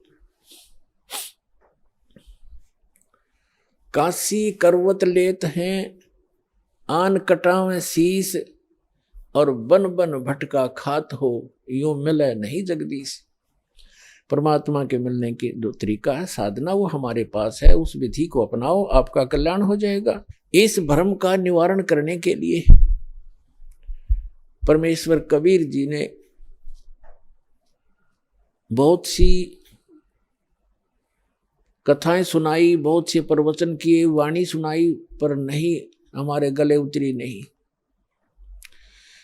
एक मगध राज्य का एक बिजली खान नाम का पठान था, वहां का नवाब था वो। एक समय क्या हुआ कि मगध क्षेत्र में सूखा गिर गया, अकाल गिर गया। उन्होंने, क्योंकि वहां मगध नगर है एक छोटा सा, पहले बस्ती जिला था उत्तर प्रदेश में, गोरखपुर से 25 किलोमीटर उरली साइड में बस्ती की तरफ आती है। अब उसके नाम ही संत कबीर नगर जिला रख दिया गया है। एक छोटा सा नगर है, मगहर नगर है छोटा सा, जैसे बरवाले से भी छोटा। तो वहां सूखा गिर गया, उसमें हिंदू भी इतने ही हैं, मुसलमान भी बराबर की, दोनों आधी आधी आबादी है उनकी संख्या। तो सभी हिंदुओं ने अपने गुरुओं, ब्राह्मणों और सभी संतों और ये पत्रा वत्रा देखने वाले, इन सब से, भविष्य वक्ताओं से भी पूछ लिया। सभी ने बताया कि 2 वर्ष तक इस क्षेत्र में वर्षा का कोई संयोग नहीं है, क्योंकि आपके पुण्य नहीं है। तो सभी जंतर मंत्र करके सब थक गए, हाहाकार मच गई। तो किसी व्यक्ति ने बता दिया कि काशी के अंदर एक कबीर नाम के महापुरुष रहते हैं, वो चाहे तो आपका संकट निवारण कर सकते हैं। अब बिजली खां पठान ने 2 दूत भेजे, अपने सैनिक भेजे, कहा काशी के अंदर। और वीरदेव सिंह बघेल नाम का एक हिंदू राजा था, नरेश, वो काशी का राजा था, नरेश था। और सिकंदर लोधी दिल्ली का बादशाह था। उस दिल्ली के बादशाह के अंतर्गत ये छोटे छोटे राजा और ये सभी नवाब उसी के अंतर्गत आते थे। तो नरेश जो था वो उस काशी का जो राजा था, काशी क्षेत्र का, तो वो भी परमेश्वर कबीर जी की शरण में आ चुका था। जब वो दोनों सैनिक संदेशवाहक बिजली खां पठान का एक पत्र लेकर के वीर देव सिंह बघेल के पास गए, उसमें लिखा था कि हमारे यहाँ बहुत बुरा अकाल गिर गया है, त्राही त्राही मच गई है, और मैंने सुना है कोई कबीर नाम के कोई संत हैं, कृपा उनको हमारे यहाँ भेजें, और हमारे यहाँ वर्षा नहीं हो रही। वीर देव सिंह बघेल ने पत्र लिखा और उसमें कहा कि बिजली खां, इतने बड़े संकट से जूझ रहे हो और संत को बाई ऑर्डर बुला रहे हो, अगर वो आ भी जाएंगे तो कोई लाभ नहीं होगा, आप आओ। अगर वो रजा नहीं बख्शेंगे बाई ऑर्डर बुलाए हुए, आप स्वयं आओ। राजा प्रजा का पिता होता है, उसके दुख से खुद भी दुखी होना चाहिए। आप आइए और स्वयं प्रार्थना कीजिए, अगर वो खुश होकर जाएंगे तो तुम्हारा काम बनेगा। बाकी संत परम है, ये भगवान आए हैं, ये अल्लाह उतरे हैं। और उनको मौखिक भी समझा दिया दोनों सैनिकों को कि जाके आपके राजा को ऐसे, नवाब को ऐसे बोल दो। उन्होंने आकर के बताया जी ऐसे ऐसे बात है। बिजली खां पठान सैकड़ों की संख्या में अंगरक्षक वो साथ लेकर के चला और वहां पहुंचा कबीर परमेश्वर की कुटिया के पास। दोनों, वो नवाब भी और नरेश भी। और नरेश वीर सिंह बघेल तो उनका शिष्य था, दंडवत प्रणाम किया। अब जो बिजली खान पठान था, इनका एक विधान है कि हम शीश नहीं झुकाया करते अल्लाह के सिवा। वो खड़ा रहा, फिर भी मालिक तो अपने बच्चों को शरण में लेने के लिए सोशल सीधर करते हैं। अब क्या हुआ, फिर उन्हें बताया भी कैसे आना हुआ। परमात्मा ने पूछा कि ये कैसे आई दो दो नवाब, दो दो राजा गरीब की झोंपड़ी पर। तो वीर सिंह ने कहा, बिजली खां सुना दे अपनी दास्तां। तो बिजली खां पठान ने कहा, भगवान बहुत त्राही त्राही हो रही है महाराज, सूखा पड़ गया है, आप रजा बख्शो। परमात्मा बोले, भाई चलो, जैसी मेरी भगवान सुनेगा मैं भी अपनी अर्ज करूंगा। अगर ऐसा कोई दुख है तो मैं अवश्य चलूंगा और अर्ज करूंगा, भगवान ने सुन ली तो। अब परमात्मा को घोड़े पर बैठा करके लाया गया। आगे क्या देखा कि गोरखपुर जो है, यहाँ एक टीला है गोरखनाथ जी का, और इन संतों में एक खासियत होती है कि वो इस बात से, अब जैसे शरीर छोड़ गया संत, अब इनकी मुक्ति तो होती नहीं, ये यही धक्के खाते रहते हैं, कोई पितर बन गया, कोई भूत प्रेत रूप में। और जो पितर टाइप हो जाते हैं वो शरीर अपना अन्य जो अच्छी कुछ थोड़ी बहुत भक्ति पूर्व जन्म की या वेदों तक की साधना कर लेते हैं, वो कभी भी शरीर में प्रकट हो जाते हैं, दिखाई भी दे जाते हैं और फिर अंतर्ध्यान हो जाते हैं। तो गोरखनाथ ने सोचा अकाल तो ये गिरना ही गिरना है, यदि कोई संत आया और यहाँ आकर के उसने कोई जंत्र मंत्र करके कोई थोड़ा बहुत छिड़का छड़का करवा दिया तो तेरी महिमा कम हो जाएगी।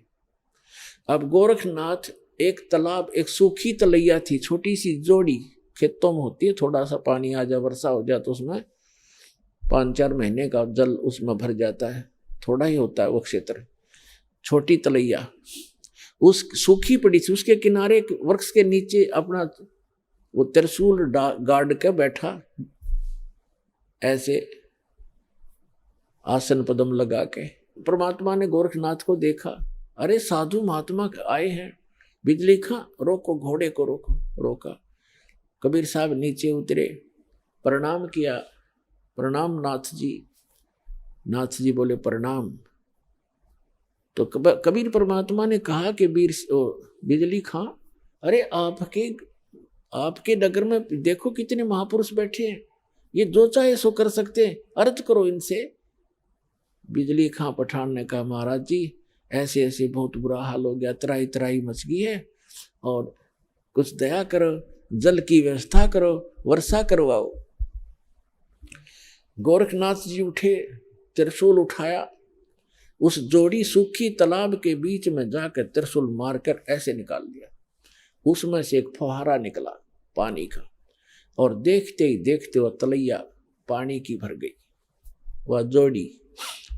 और परमात्मा कबीर साहब ने कहा, देखो भाई देखो कमाल हो गया, अरे देखो ये तो खुद भगवान उतरे हैं, और आपका देखो कैसे इन्होंने पानी पानी कर दिया, वो बन गया काम आपका, देखो। अब बिजली खां पठान ने कहा, महाराज जी ये तो शाम तक का भी पानी नहीं, हमारे पशु भी नहीं छिक सकते, तो अर्ज करो महाराज जी, जब इतना कर सकते हैं नाथ जी तो और भी कर देंगे कृपा। तब उसने बिजली खां पठान ने कहा, मालिक ए नाथ जी, हे महाराज जी, वर्षा हो तो बात बने, इस एक तालाब से बात चलेगा नहीं काम, ये तो शाम तक के पीने पीने का भी नहीं काम बनेगा। तब नाथ जी कहते हैं कि इस क्षेत्र में 2 वर्ष तक वर्षा होने के कोई योग नहीं है, ये तो मैंने अपने कोटे से तुम्हें ये जल दिया है, इससे आगे मेरे बस की बात नहीं है, और कोई और हो तो खोज लो उसको। अब बिजली खां पठान ने कहा परमात्मा कबीर साहब से कि महाराज जी, हे संत जी, आप दया करो, इससे तो बात बनेगी नहीं। तो जहां गोरखनाथ बैठे थे उससे 100-200 फुट पर, उधर जंगल वन बहुत होते थे, उसमें वृक्ष बहुत होते, 100-200 फुट की दूरी पर एक वृक्ष के नीचे परमात्मा बोले, भाई मैं यहाँ बैठता हूँ और परमात्मा में धुन लगाता हूँ और अर्ज करता हूँ भगवान से, और आप अपने घर जाओ, मेरी अर्ज सुनेंगे तो वर्षा हो ही जाएगी। अब वीर सिंह, वो बिजली खां पठान और सभी जो भी उनके साथ थे अपने नगर की तरफ चल पड़े। मगहर से 1.5 किलोमीटर की दूरी पर वो स्थान है, ये दास उसको देख कर आया है। बहुत से बच्चों के साथ हमारे भक्त भी गए थे, तो वहां बैठ गए। कबीर साहब ऐसे कहते हैं, लाल प्रगट नहीं हुआ करते, ऐसे भोले से बनकर जैसे भगवान से अर्ज कर रहे हैं। धुन लगा रखी है, धुन, भगवान में धुन लगाई, और मुश्किल से वो आधा किलोमीटर गए होंगे बिजली खां पठान और उसके सारे सैनिक से। इतनी जबरदस्त घटा उमड़ कर आई और मूसलधार वर्षा होने लगी।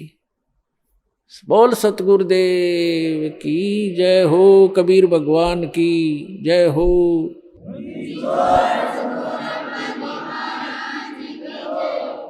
कर दिया सब एक कम एक, सारे तालाब भर दिए, ठाठम ठाठ कर दिए। अब बिजली खां पठान सारा नगर उठ का आ गया। अरे गोरखनाथ तब आ गया जब कि यो तो तेरी बेइज्जती और करड़ी होगी, कहीं नो ना पता लग जा मैं गोरखनाथ हूं।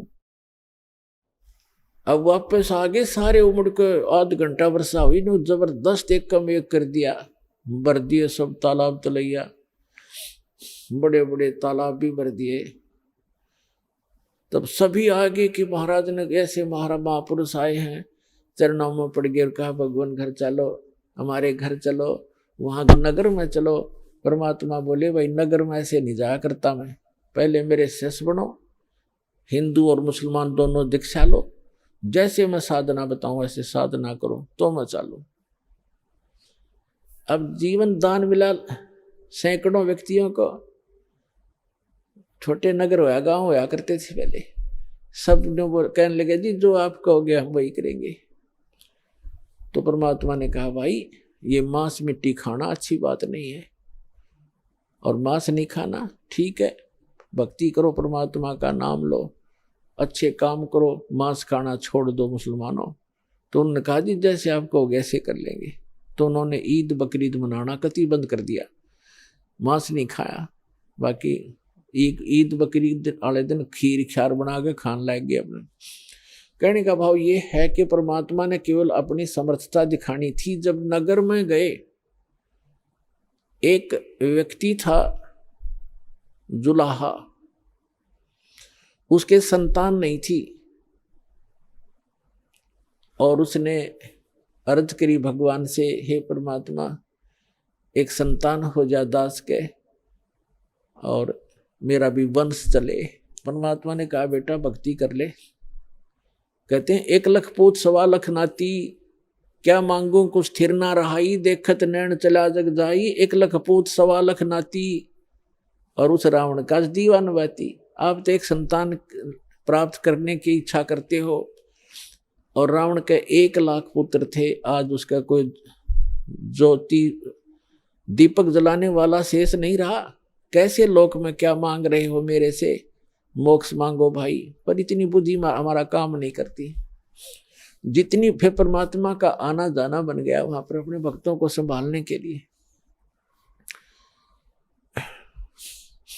तो एक मुसलमान जुलाहा था, उसके संतान नहीं थी, और बार बार जब भी भगवान जाते थे यही अर्ज करता था। तो परमात्मा ने कहा ले भाई ठीक है, तू यही मांगता है तो 10वें महीने तेरे घर एक संतान, एक पुत्र आएगा। ऐसा ही हुआ। ये दास वहां गया था बहुत से भक्तों को साथ लेकर के। तब वहां जो मगर के अंदर, बताऊंगा आगे चल के, उसको उसी के लिए कथा बनाई जा रही है। तो वहां एक व्यक्ति मिला था जो परमात्मा की वहां यादगार के ऊपर वो बैठा था। वो कह रहा था हमारा जो एक हमारी जो पीढ़ी चल रही है वो कबीर परमात्मा के आशीर्वाद से चली है। हम कबीर साहब के आशीर्वाद से हमारे दादाजी का जन्म हुआ था, और उसको कहते हैं मोहल्ला कबीर करम। मगर के अंदर एक मोहल्ला कबीर करम नाम का है। कबीर करम माने कबीर जी के रहम, कबीर जी के रहम से बसा हुआ एक मोहल्ला, उसको कहते हैं मोहल्ला कबीर करम। तो कह रहा था हमारा मोहल्ला कबीर करम नाम से जाना जाता है, और हम उन्हीं के आशीर्वाद से हमारा आदि वंश चला हुआ है। तो पुण्यात्माओं, इस एक कथा से आपको कितना पता चला कि मासा घटे ना तिल बधे, वेदना लिखे जो लेख, और सच्चा सतगुरु मेट कर ऊपर मार दे मेख। अब 60-65 वर्ष का वो जुलाहा हो चुका था, 70 वर्ष 65 से भी ऊपर उम्र हो गई थी। उनको संतान दे दी, और 2 वर्ष तक उस अक्षेत्र में अकाल गिरना था, कोई वर्षा नहीं होनी थी, वहां वर्षा दी। ये वो समर्थ परमात्मा है, जो सतगुरु जो चाहे सो कर ही, 14 कोट दूत जम डर ही, ऊत भूत जम त्रास निवारे, चित्रगुप्त के कागज पाड़े। चित्रगुप्त के कागज धर्मराज के लेख मिटा दूं, परमात्मा कहते हैं लिखे हुए को काट कर धर दूंगा और अपना लिख दूंगा उसके ऊपर। वो करके दिखा दाता ने। तो बिजली खां पठान और वहां हिंदू और मुसलमान सभी परमात्मा कबीर जी के शिष्य बन गए। काफी वर्षों तक बड़ी श्रद्धा से लगे रहे। अब एक दिन परमात्मा ने जब सब लोग जाना था, अपना काम पूरा कर लिया था, अमृतवाणी बोल कर धर्मदास जी से लिखवा दी थी, तो उन्होंने कहा भी मैं काशी के पंडितों, आप ये कहते हो कि जो काशी में जो बना उसमें काशी में मरता है वो स्वर्ग जाता है, मगर मरेगा वो गधा बनता है, नरक जाता है। मैं मगर में शरीर त्यागूंगा और अपने सारे जंतर मंत्र ये पोथी पत्रे साथ ले लो, और सारे आप अपने नक्षत्र भी नोट कर लियो। इस नक्षत्र में मरने वाला, इस पृथ्वी पे मरने वाला जो तुम अटकलबाजी लगाते हो कहाँ जाएगा। इस बात का सब जगह जोर शोर से प्रचार हो गया, सब में आग की तरह बात फैल गई कि कबीर जी मगर में मरने का दावा करते हैं और देखेंगे भी वहां गधा बनेंगे, स्वर्ग जाएंगे या नरक जाएंगे। वीर देव सिंह बघेल कबीर परमात्मा के शिष्य थे, उसने भी अपने सैनिक साथ ले लिए और साथ में और भी बहुत गुणे, कोई हजारों की संख्या में दर्शक काशी और आसपास के गांवों के और मगर के आसपास के गांवों के इस बात को सुनकर इकट्ठे हो गए। और परमात्मा का 120 वर्ष की आयु, लीला में आयु थी भगवान कबीर साहब की उस समय, 120 वर्ष की आयु में। और बनारस से लेकर मगर लगभग 125 किलोमीटर 150 किलोमीटर का अंतर है। पैदल गए थे और 3 दिन में पहुंचे। अब वहां जाकर के अब बिजली खां पठान को पता चला कि गुरुजी आ रहे हैं, उनकी खातिरदारी के अंदर खूब तैयारी करवा दी सारी। अब जहां पर परमात्मा की यादगार बनी हुई है वहां परमात्मा कबीर जी जाकर बैठ गए। जिस दिन परमात्मा ने सतलोक जाना था, गमन करना था, सुबह उठकर कहा कि बिजली खां पठान मैं स्नान करूंगा। बिजली खां पठान ने कहा जी जल बहुत ला रखा है, कुएं से भरकर ला रखा है। तो परमात्मा ने कहा मैं कुएं के जल से स्नान नहीं करूंगा, मैं तो बहती दरिया में स्नान करूंगा, मैंने शरीर छोड़ना आज। तो बिजली खां पठान और वहां के सभी जो सेवक थे हिंदू और मुसलमान, सब ने करबद्ध होकर कहा भगवान यहां पर एक आमी नदी बहा करती थी, अब उसका आमी नदी तो है पर जल नहीं है उसके अंदर, और ये भगवान शिव के श्राप से शापित है, सूख गई है। परमात्मा बोले भाई चलो दिखाओ मुझे कहाँ है वो नदी। जहां परमात्मा ने वो लीला की थी, सतलोक गमन की, सतलोक जाने की, उससे 400-500 फुट की दूरी पर वो दरिया थी कि आओ महाराज दिखाते हैं। तो परमात्मा वहां पहुंच गए। उस दरिया के किनारे खड़ा होकर के परमात्मा ने कहा, परमात्मा ने ऐसे इशारा कर दिया जैसे चौराहे पर खड़ा हुआ ट्रैफिक का सिपाही कर देता है और सभी गाड़ियां खकोट से भाग लेती हैं। ऐसे परमात्मा ने जिधर से नदी का अपस्ट्रीम था उधर से ऐसे कर दिया खड़ा होकर। क्या देखा कि बहुत सी दूरी पर ऐसी आवाज आई जैसे बम फटता है, और कम से कम 4-5 किलोमीटर की दूरी पर उस दरिया के अंदर से ऐसा फुहारा उठा और वो दरिया भरकर चल पड़ी, फुल किनारे पर तबर गई। बोलो सतगुरुदेव की जय हो।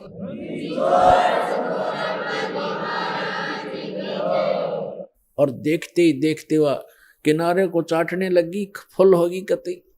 सब नावों मुल गए, और पीओ पानी ऐसा जैसे कदे आज तक देखा नहीं सा मीठा पानी, क्योंकि सतलोक से भेजा भगवान ने। गंगा के पानी को भी माफ कर दे, ऐसा जल उस समय बहने लगा। सबने स्नान किया, क्योंकि वहां तो कई हजारों की संख्या में दर्शक गए हुए थे, सब मलमल करना आए। फिर परमात्मा ने कहा कि भाई मैं एक चादर नीचे बिछाओ, एक चादर ऊपर ओढ़ूंगा, और मैं यहां शरीर छोड़ूंगा। फिर परमात्मा ने देखा एक तरफ हिंदू खड़े हैं, एक तरफ मुसलमान खड़े हैं। एक तरफ वीरदेव सिंह बघेल खड़ा है, काशी का नरेश हिंदू राजा, एक तरफ बिजली खां पठान खड़ा है, मुसलमान नवाब, और उसके सैनिक साथ हैं, उसके भी सैनिक उनकी साइड में खड़े, और अन्य जनता भी बहुत खड़ी है, मुसलमान इधर, हिंदू साइड में। वो तो अंतर्यामी थे, फिर भी उनसे पूछना चाह रहे थे कि बिजली खां पठान, आपने ये शस्त्र किस लिए ले रखे हैं? वीरदेव सिंह बघेल, आपकी सेना और ये तुम दोनों सेनाओं ने शस्त्र किस लिए लेकर आए हो? मुझे क्या खतरा था? तो वीर सिंह बघेल, बिजली खां पठान, वो तो बोल नहीं सके। अन्य जो जनता थी हिंदू और मुसलमानों में से कहने लगे, गुरुदेव, हिंदू वाले कहने लगे, आप हमारे गुरु हैं, हम आपका अंतिम संस्कार अपने हिंदू रीति से करेंगे, इन मुसलमानों के हाथ नहीं लगने देंगे। मुसलमान कहने लगे, आप हमारे पीर हो और हम आपका अंतिम संस्कार अपने अनुसार से करेंगे, अपनी रीति से करेंगे, इन काफिर हिंदुओं के हाथ नहीं लगने देंगे। परमात्मा बोले, रे भले आदमियों, 50 वर्ष तक मैंने तुम्हें क्या शिक्षा दी? हिंदू और मुसलमान तुम आज भी दो बने बैठे हो, तुम्हारी बुद्धि पर पत्थर गिर गए हैं।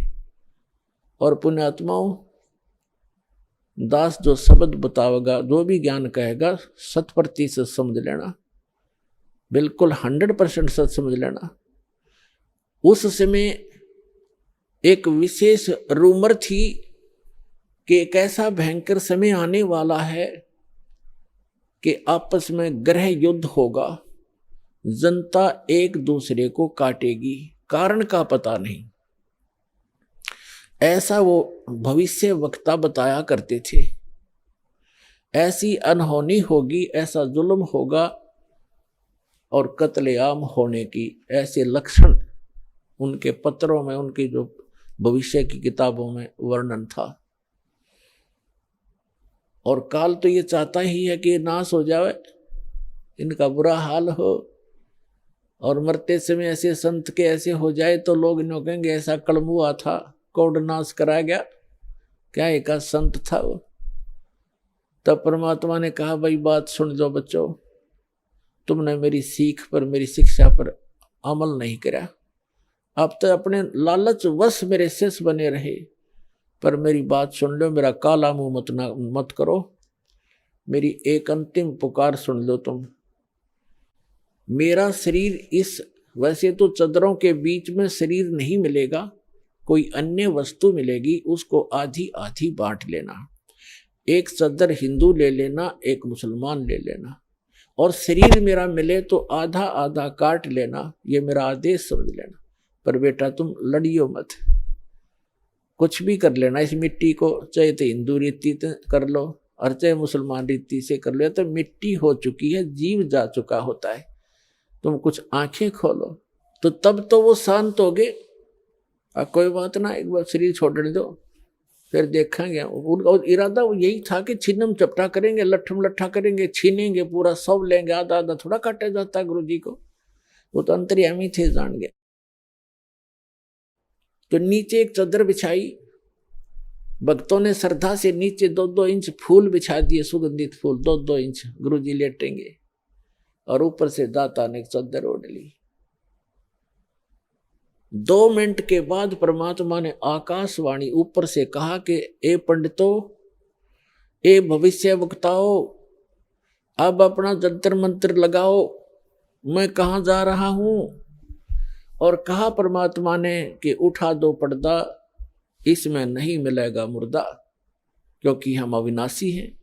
जब ऊपर उन्होंने देखा कि भगवान तो वो जा रहे हैं, वो जा रहे हैं, और चादर उठाई तो सब के आकार के सुगंधित फूल मिले, परमात्मा का शरीर नहीं मिला, वो तो सह शरीर सतलोक चले। बोलो सतगुरुदेव की जय हो।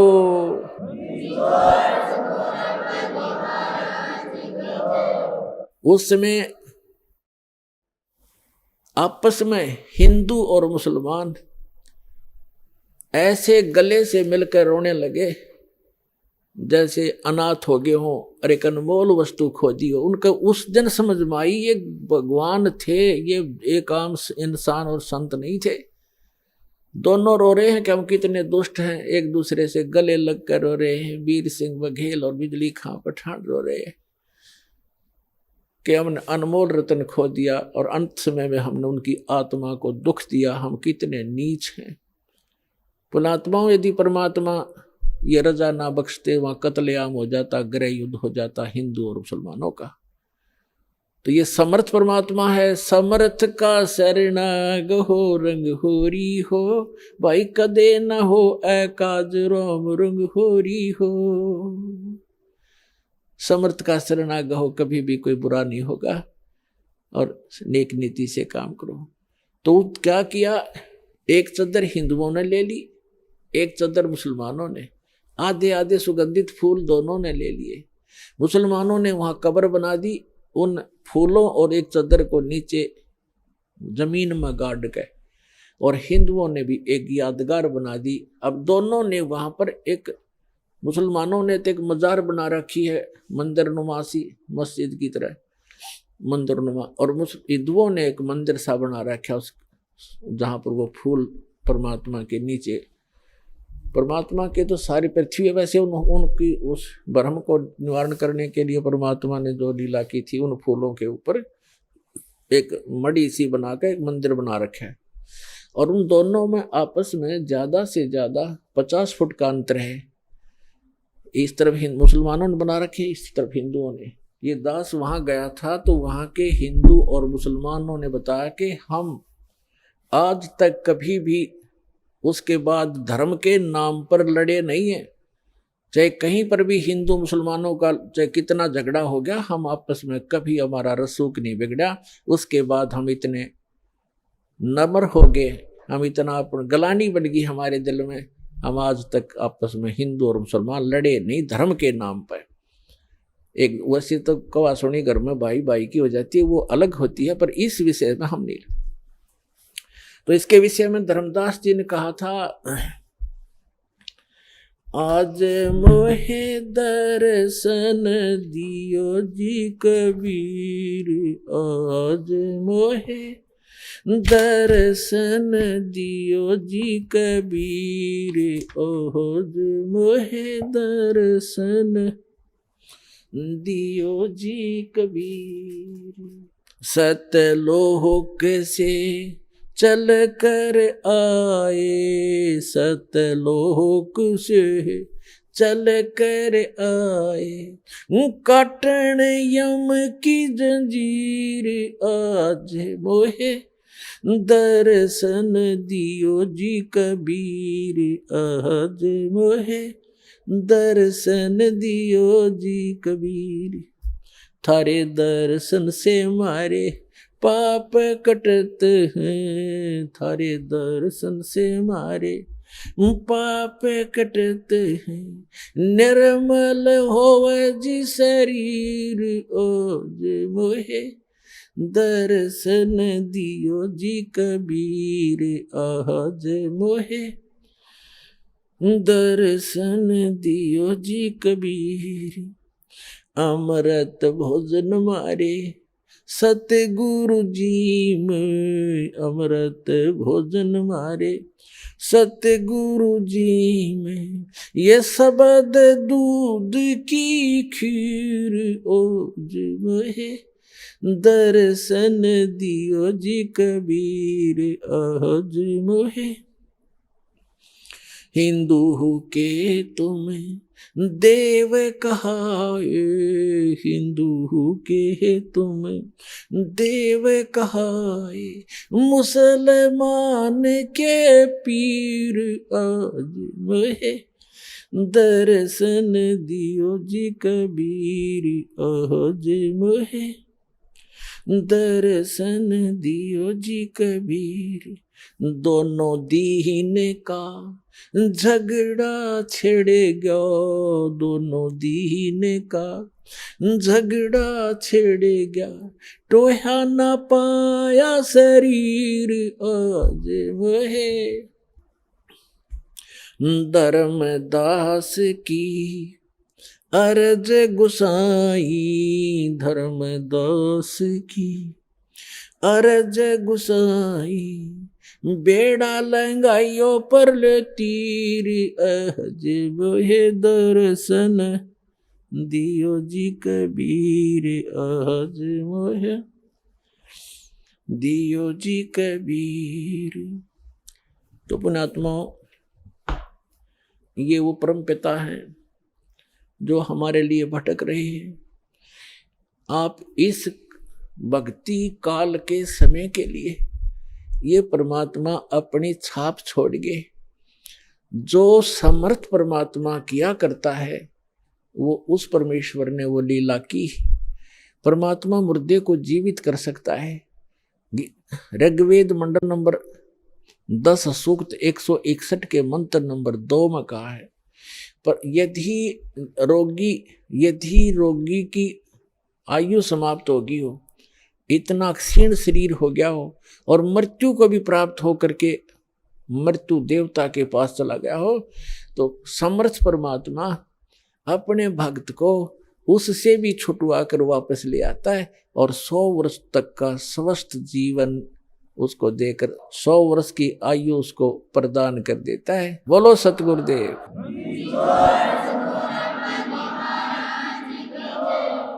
और वो पूर्ण परमात्मा है। तो पुण्यात्माओं, ये समर्थ परमात्मा कबीर जी हैं। और दास फिर कहता है कि धन है आपके माता पिता जिनसे जन्म हुआ, आपकी कीमत का आपको पता नहीं, आपकी किस्मत का आपको पता नहीं, दास को पता है, क्योंकि लाल की कीमत, लाल की परख जौहर ही किया करता है।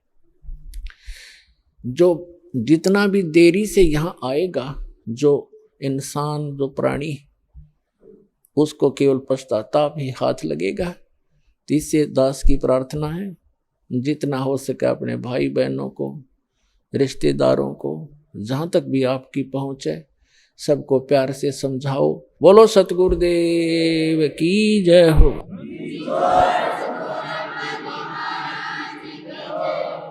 आइए अब हम उन श्रद्धालुओं के अनुभव जानते हैं जो जगत गुरु तत्वदर्शी संत रामपाल जी महाराज जी से दीक्षा प्राप्त कर चुके हैं तथा उनके द्वारा बताए गए भक्ति मार्ग पर चल रहे हैं। नमस्कार जी। नमस्कार जी। क्या शुभ नाम है जी आपका? मेरा नाम महेंद्र दास है, गांव धनाना, जिला सोनीपत, हरियाणा का रहने वाला हूं और मैं संत रामपाल जी का छोटा भाई हूं नाते में। संत रामपाल जी महाराज की शरण में आने से पहले आप कौन सी भक्ति करते थे? वैसे तो भक्ति की रुचि बचपन से ही थी, फिर महाराज जी का बचपन से ही साथ मिलने से हनुमान जी की भक्ति, भगवान शिव के व्रत रखना, शिवलिंग पे जल चढ़ाना, वह भगवान विष्णु जी को विशेष रूप से मानता था, भगवान श्री कृष्ण जी को, जो हम हिंदू लोग करते हैं वही भक्ति हम करते थे। फिर मैं नौकरी लग गया, गुरु जी संत रामपाल जी से मैं दूर हो गया, मैं चंडीगढ़ रहा 8 साल, वहाँ जा करके रुचि भी खत्म हो गई। संत रामपाल जी महाराज की शरण में कैसे आए? फिर मैं 1991 में मैं चंडीगढ़ से रोहतक आ गया और एसपी रोहतक का मैं ड्राइवर लग गया। मेरी पुलिस डिपार्टमेंट में नौकरी थी और महाराज जी पहले सिरसा वगैरह में पोस्टेड थे जूनियर इंजीनियर की, और गुरुजी फिर रोहतक में पोस्टेड हो गए। गुरुजी और फिर मिलना जुलना शुरू हो गया। और गुरुजी लंच टाइम में मेरे पास रोज़ाना आते थे, लगभग 4 महीने लगातार आए और सत्संग की भक्ति की बातें बताने लगे कि भक्ति करनी चाहिए, भक्ति से दुख दूर होते हैं, सुख मिलता है, मोक्ष मिलता है। लेकिन मेरी रुचि विशेष नहीं थी और मैं महाराज जी को मना भी नहीं कर सकता था कि मेरे पास क्यों आए, क्योंकि बड़े भाई साहब थे। तो मैं अंदर से दुखी बहुत था कि रात को ड्यूटी करते हैं, दिन में ये आगे बैठ जाते हैं। लेकिन एक दिन मैंने कह ही दिया कि भक्ति में कुछ नहीं रखा, काम करो और बच्चों का पालन पोषण करो, इससे बड़ी कोई भक्ति नहीं है। फिर गुरु जी ने धीरे धीरे आना बंद कर दिया। फिर मेरे जीवन में एक ऐसी घटना घटी, 1992 की बात है, कि मैं एक DIG को लेकर के मधुबन गया हुआ था, पुलिस ट्रेनिंग सेंटर के अंदर। रात को वहाँ ठहरे, मैं सुबह सोकर उठा तो मैंने देखा, मैं चारपाई पर लेटा हुआ, मेरी आंखें खुल गई। तो लेटे लेटे मैं क्या देख रहा हूँ कि मेरे पैरों की तरफ उस मकान यानी कमरे में 2 खिड़कियाँ थी। एक खिड़की में महाराज जी कम से कम 8-10 फीट ऊपर आसमान में बैठे हैं। वो सीन मुझे आज तक याद है। काले रंग के चश्मे लगा रखे थे, लाइनिंग वाला शर्ट, काली पैंट, और ऐसे बैठे हैं जैसे पद्मासन होता है, हाथ जोड़कर। तो संत रामपाल जी की तरफ 2 पैर दिखाई दे रहे हैं, घुटने से नीचे बिल्कुल लाल रंग के, जैसे सूर्य सुबह निकलता है। तो मैं देख कर डर गया। मैंने अपनी घड़ी देखी, उस द्वार पे एक घड़ी लगी हुई थी, उसको देखा भी 7 बज गए हैं। दूसरी खिड़की से देखा तो शहतूत का पेड़ है, चिड़िया बैठी हैं। लेकिन मैं ये सीन क्या देख रहा हूँ, कम से कम 5 मिनट मैंने सीन को देखा। तो मैं डर गया कि मैंने समझा कि भाई कहीं गुरु जी मर गए हैं, उनकी आत्मा मुझे मिलने के लिए आ रही है। उस समय फ़ोन भी नहीं थे, मैं DIG को बोल भी नहीं सकता था कि मेरा भाई मर गए हैं। तो मैं बहुत चिंतित हो गया। हम 1 बजे मधुबन से रोहतक के लिए चले, हम लोग 3 बजे वहाँ पहुँच गए। मैं गाड़ी खड़ी करके सीधा मकान पे गया, गुरुजी के मकान के ऊपर। तो जाके मैंने देखा गुरुजी ठीक ठाक मिले, मन में शांति हुई। तो गुरुजी ने पूछा भी कैसे आना हुआ आज दिन में, कैसे टाइम मिल गया। तो मैंने घटना के बारे में बताया। मैंने कहा जी मैंने तो ऐसे ऐसे एक घटना देखी सुबह सुबह, मैं डर गया कहीं आप मर ना गए हो। तो महाराज जी ने कहा कि मेरे स्वरूप में कबीर परमेश्वर आए थे और अब आपको भक्ति मिल जाएगी। तो मैंने कहा जी मैं तो ड्रिंक्स वगैरह कर लेता हूँ, वो छूटती नहीं, भक्ति कैसे करूँगा। तो गुरु जी ने कहा जा आज के बाद नहीं पिएगा। तो उनके एक शब्द से ऐसी दीवार खड़ी हो गई कि आज 1992 की बात है, आज 2013 हो गया, यानी लगभग 21 वर्ष हो गए। वो आज तक मैंने शराब को छुआ तक नहीं है। तो उसके बाद गुरुजी ने अपने गुरुजी से मुझे नाम दिलवाया, संत राम देवानंद जी महाराज से। उस समय गुरुजी को आज्ञा नहीं थी नाम की। मैं भक्ति में ज़रूर लगा क्योंकि महाराज जी बताते थे कबीर साहब पूर्ण परमात्मा हैं, इनसे सबसे ऊपर हैं। तो मैंने उनको उदाहरण दिया कि पुलिस में तो ऐसे होता है। उस समय पुलिस वाले बहुत नाजायज़ किया करते। कोई कहता मैं फलां का सिपारशी हूँ, उसको पकड़ लिया तो उसकी कुटाई कर देते थे, फ़ोन आता छोड़ देते, हमें नहीं पता जी आपका था। कहीं ऐसा ना हो कि ये नीचे देवी देवता हमें कूट दें और जब तो कबीर साहब ऊपर से आएँ। लेकिन मैं लगा जरूर रहा, लेकिन विशेष विश्वास नहीं था भी कबीर साहब पूर्ण परमात्मा है।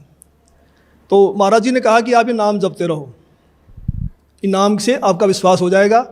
तो फिर 1994 में गुरु जी को आज्ञा होगी नाम की। फिर महाराज जी ने दोबारा से हमारे को नाम दिए, फिर सार नाम दिया। मैं भक्ति में लगा रहा, लेकिन कबीर साहब के बारे में मैं पूछता था कि वेदों में दिखाओ, गीता जी में दिखाओ। तो महाराज जी कहते समय आने तो सब कुछ दिखाऊंगा मैं, अब ये करते रहो।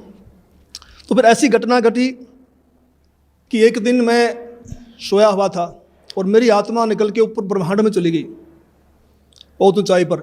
वहाँ विष्णु भगवान खड़े हैं श्री कृष्ण जी के रूप में। उनके सिर पर ऐसे मोर का चंदा है, मोर मुकुट है, और मेरे से कह रहे हैं कि जिस भक्ति पे आप लगे हो ये भक्ति बड़ी कठिन है, ये मार्ग बड़ा कठिन है। अगर इतना आसान होता तो सभी यहाँ से निकल जाते। और एक बात का ख्याल रखना, मेरे भक्तों को मत तोड़ना। जैसे मेरी आत्मा, मेरा सूक्ष्म शरीर मेरे शरीर में आया तो मेरी आँख खोली तो मेरा सारा शरीर पसीने से भीगा हुआ था और मैं बिल्कुल सर्दी का महीना था। मैंने कपड़े चेंज किए पसीना पोंछकर, और मैं सुबह उठ करके अपनी ड्यूटी पे आया तो महाराज जी से मुलाकात हुई। मैंने महाराज जी को बताया कि ऐसे ऐसे घटना घटी रात को। तो महाराज जी ने कहा कि आपको विश्वास नहीं हो रहा था कबीर साहब के बारे में और आप कृष्ण जी को ज़्यादा मानते थे, इसीलिए कृष्ण जी के मुख से ही आपसे कहलवा दिया गया है कि ऊपर और शक्ति है और रास्ता है। तो उस दिन के बाद मैंने पीछे मुड़ के नहीं देखा और फिर मैं सही ढंग से भक्ति करने लगा। सर, संत रामपाल जी महाराज से नाम उपदेश लेने के बाद आपको क्या क्या लाभ हुआ? पहले मैं संसारिक लाभ बताऊंगा आपको, खासकर शरीर के लिए। जब मैंने गुरु जी को गुरु धारण कर लिया और मैं भक्ति करने लगा, लगभग 1999 की बात है, उस समय मेरी आयु 41 वर्ष थी, 41 ईयर, और अब मेरी 55 साल की हो चुकी है, 55 ईयर्स ओल्ड। तो मैं रोहतक में एक रेलवे रोड का नाम है बाज़ार में, वहाँ एक लाला जी के पास बैठा हुआ था। वहाँ एक लड़का मेरे से मिला। वो लाला जी ने, उसका नाम फकीर चंद जी थे, उन्होंने कहा कि MA है और इन्होंने ज्योतिष शास्त्र से भी MA किया हुआ है। तो मैंने उसको भक्ति की बात ही समझानी चाहिए, तो उसने कहा जी एक बार अपना हाथ दिखा दो। तो उसने मेरे हाथ देखे दोनों, पहले दाहिना हाथ देखा, कहने लगा आपकी आयु कितनी है? मैंने कहा मैं 41 वर्ष का हो चुका हूँ। तो उसने कहा आपके भाग्य में लिखा है 40 वर्ष से लेकर 45 तक बिल्कुल बेड के ऊपर बीमार अवस्था में लेटना और आपको फला बीमारी लगेंगी। फिर मैंने कहा मैं तो 41 का हो चुका हूँ, मुझे तो कुछ भी नहीं है। कहने लगा 1 साल का धोखा भी हो सकता है, कुछ ज़रूर होगा। तो मैं कुछ चिंतित तो हुआ, लेकिन फिर उसने मेरा बायां हाथ देखा और कहने लगा आपकी पत्नी जिंदा है? मैंने कहा वो तो जिंदा है। कहता हो ही नहीं सकता। मैंने कहा मैं सुबह घर से आया था जब तू जिंदा थी, अब मर गई हो तो मैं कुछ कह नहीं सकता। लेकिन वो तो उसने कहा भी ये कैसे असंभव हो रहा है? तो मैंने उनसे कहा भी हम पूर्ण सतगुरु की शरण में हैं, सच्चे मंत्र का जाप करते हैं। हमारे सतगुरु कहते हैं कि भी तिल घटे ना मासा बढ़े वेदना लिखे जो लेख, सच्चा सतगुरु मिटा के ऊपर मार दे मेघ। हमारे सतगुरु ऐसे कर देते हैं। तो फिर मैंने 6 महीने के बाद फिर मुझे एक ऐसा ही और ज्योतिषी मिला। मैं जैसे पुलिस लाइन में गाड़ी का वायरलेस सेट ठीक करवाने के लिए गया, उस वर्कशॉप में एक इंस्पेक्टर थे इंचार्ज, वो अपनी टेबल पर ज्योतिष शास्त्र की किताब खोल के बैठे हुए थे। मैंने उनसे वही प्रश्न किया भी इसमें क्या रखा, भक्ति करो ना सच्चे नाम की। डिस्कस हुई हमारी। उसने कहा भगत जी ऐसी बात नहीं है, ये पूर्व जन्म के लेख होते हैं, भक्ति अलग चीज़ है, ये भी सत्य होते हैं। तो उसने मेरे फिर हाथ देख लिए, मेरे जो बातें उसने बताई थी वही बातें उसी ने दोहराई। तो फिर मैंने गुरु जी से प्रार्थना की, मैंने कहा जी ऐसे ऐसे बताया दो ने। तो संत रामपाल जी कहने लगे कुछ नहीं होगा, परमात्मा लेखों को मिटा देता, भक्ति करो। तो संत रामपाल जी की दया से, इनकी सच्ची भक्ति से उस पीरियड के दौरान मेरे को जुकाम तक नहीं हुआ, बुखार तक नहीं लगा। और आज मैं 55 वर्ष का हो चुका हूँ, मेरी पत्नी भी जिंदा है आज। और मेरी जो घरवाली थी उनका नाम राजबाला है, और वो भक्ति में विशेष रुचि नहीं रखती थी, वो किसी को भी नहीं मानती थी, बस अपने काम धंधा करती थी। तो एक बार 2004 की बात है, उसकी दोनों उंगलियां सुन्न हो गई दाहिने हाथ की। वो मेरे से कहने लगी मुझे दिखा नहीं तो हाथ सूख जाएगा। को पड़ोस के कह रहे थे एक हाथ सूख गया, ऐसे ही बीमारी लग गई थी। तो मैं रोहतक में रेडियो स्टेशन के पास गुप्ता जी हैं डॉक्टर हड्डियों के, उनके पास उनको लेके गया। उन्होंने बताया कि उसकी ये गर्दन के पास नसें होती हैं, नस दब गई है। तो उन्होंने एक्सरे लिया, दवाई दे दी, 2 महीने इलाज चलता रहा, कोई फ़र्क नहीं पड़ा। तो मैंने अंदर गुरु जी से प्रार्थना की, संत रामपाल जी से भक्ति करते समय कि गुरु जी अगर ये हाथ सूख गया तो बुढ़ापे में हम तो रोटी बगैर भी रह जाएंगे, परेशान होगी, तो दया करो। तो जैसे मेरा ध्यान लगा हुआ था, सुन करते करते वैसे आंख बंद हो गई। तो मुझे गुरु जी खड़े दिखाई दिए और कहा कुछ नहीं होगा बेटा, ठीक हो जाएगी। तो मैं कुछ दिन के बाद ड्यूटी से छुट्टी लेकर घर गया। मैंने उससे पूछा भी आपकी उंगलियां ठीक होगी? उसने कहा वो तो ठीक होगी। मैंने कहा ये गुरुजी ने की है, मैंने प्रार्थना की थी। कहेंगे नहीं मैं तो दवाई से ठीक हुई हूँ। तो मुझे बड़ी निराशा हुई। तो कुछ यानी 2005 में उसके दाहिने पैर में बहुत ज़ोर का दर्द शुरू हो गया। मैं उसी डॉक्टर के पास फिर लेके गया, गुप्ता जी के पास। गुप्ता जी ने फिर एक्सरे किया, फिर कहा भी रीढ़ की हड्डी की नस दब गई है, इसलिए उससे पेन है। उसने दवाइयाँ दे दी 1 सप्ताह की। मैं दवाई दिलवा करके बरवाला में सत्संग चल रहा था गुरु जी का, उसमें आ गया। तो उसने फ़ोन करवाया चौथे दिन, कह लगी मुझे कोई आराम नहीं है और मैं तो मर रही हूँ, तो तू सत्संग में धक्के खाता फिर रहा है, क्या रखा है सत्संग में, आकर के मुझे दवाई दिलवा। तो मैं गुप्ता जी के पास गया, वहाँ उसका रिकॉर्ड लेकर के। गुप्ता जी ने कहा भी अब तो इसका ऑपरेशन होगा और कोई इलाज नहीं है। तो ऊपर से इलेक्शन थे हरियाणा में 2005 फरवरी में। तो मैंने कहा जी 1 सप्ताह इलेक्शन का, हमें छुट्टी नहीं मिलेगी, आप ऐसा कर दो, ऐसे इंजेक्शन लिख दो, कितने ही महंगे हैं, जो 10 दिन निकाल दें, फिर मैं ऑपरेशन करा लूँगा। तो उन्होंने इंजेक्शन लिख दिया। मैं दवाई लेकर के पुलिस लाइन में जाके अपने बॉक्स में रख दिए। सुबह ड्यूटी करके फिर जाऊँगा घर। तो मैं रात को 2 बजे उठा तो मुझे बड़ी वही चिंता हो गई भी क्या होगा, तो बड़ी रो रही है, बड़ी तकलीफ़ है उसको। तो मैं भक्ति करके सुबह का नित्य नियम करके अपने सुमरण करके मैं दोबारा सो गया। और सोते समय मैंने प्रार्थना की कि हे परमेश्वर, हे गुरुदेव, ठीक तो आप ही करते हो, अब की बार ठीक भी करो और ये एहसास करवाओ कि आपने ही किया है, करने वाले तो आप ही हो। तो मैं ड्यूटी करके शाम को 5 बजे घर गया। तो वो अपने काम धंधे में लगी हुई थी। मैंने उससे पूछा, भी मैं तो 1000 रुपये की इंजेक्शन ले यार, तू ठीक है तो फ़ोन कर देती, इन दवाइयों को मैं वापस कर देता। तो उसने कहा मैं तो ठीक होगी। मैं कैसे हुई? कहने लगी मैं सारी रात रोती रही, 3 बज गए, मैं दीवार के ऐसे कमर लगा के रो रही थी। तो मुझे गुरुजी दिखाई दिए, मेरी आंख बंद हुई कुछ सेकंड के लिए। तो गुरुजी ने ऐसे हाथ किया, ठीक हो जाएगी बेटी, कोई बात नहीं। कहता उसी समय मेरा रोग बिल्कुल ख़त्म हो गया। तो फिर मैंने कहा अब तो भक्ति करेगी ना? कहने लगी हाँ अब करूँगी। तो आज तक उसको दर्द दोबारा नहीं हुआ है। और अनेक गुरुजी ने हमें सुख दिए। सबसे बड़ा तो मानसिक सुख होता है, मानसिक शांति, वो हमारे को संपूर्ण रूप से मिली हुई है। एक दिन संत रामपाल जी करनाल के अंदर एक भगत के घर गए हुए थे। और सतगुरु जी ने 3.5 घंटे के लगभग सत्संग किया। जब चलने लगे तो एक औरत ने, जो काफ़ी बुजुर्ग थी, कोई 65 साल के करीब उनकी उम्र रही होगी, उन्होंने कहा कि जी मैं आपसे कुछ बात करना चाहती हूँ। तो गुरुजी ने कहा ठीक है पूछो।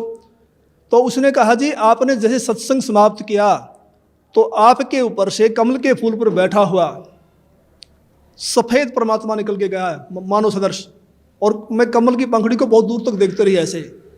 तो संत रामपाल जी ने कहा फिर आपकी क्या सलाह है नाम लेने की? तो उसने कहा मैंने तो गुरु बनाया हुआ है राधा स्वामी व्यास से, और मैं तो मंदिरों में भी जाती हूँ, देवताओं की पूजा भी करती हूँ। तो महाराज जी ने कहा देखो उनके फूटे भाग, ये सच्चाई को देखकर भी नहीं मान रही हैं। तो फिर हम चल पड़े। उस समय गुरु जी के पास सुमो गाड़ी होती थी, हम दिल्ली साइड में जा रहे थे। मैंने महाराज जी से प्रश्न किया कि महाराज जी परमात्मा का भी अजीब खेल है, जो ढूंढ रहे हैं उनको दर्शन नहीं दे रहे, और जिनको दर्शन दे दिए, जो इनको प्रकट होके बता गए,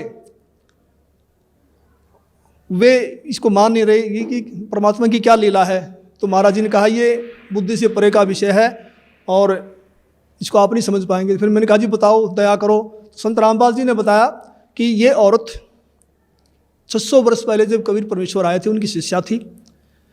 इन्होंने लगभग 5-6 महीने भक्ति की, फिर इन्होंने नाम छोड़ दिए।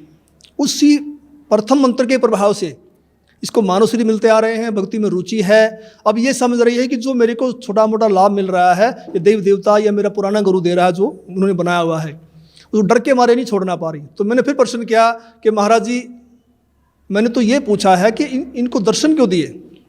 तो गुरु जी ने कहा, संत रामपाल जी बोले कि परमात्मा किसी की उधार नहीं रखता। ये कल को मरेगी, नरक में जाएगी, वहाँ उसको बड़ा कष्ट होगा। जब आत्मा रोती है तो परमात्मा को आना पड़ता है, मन के नहीं सुनता परमात्मा।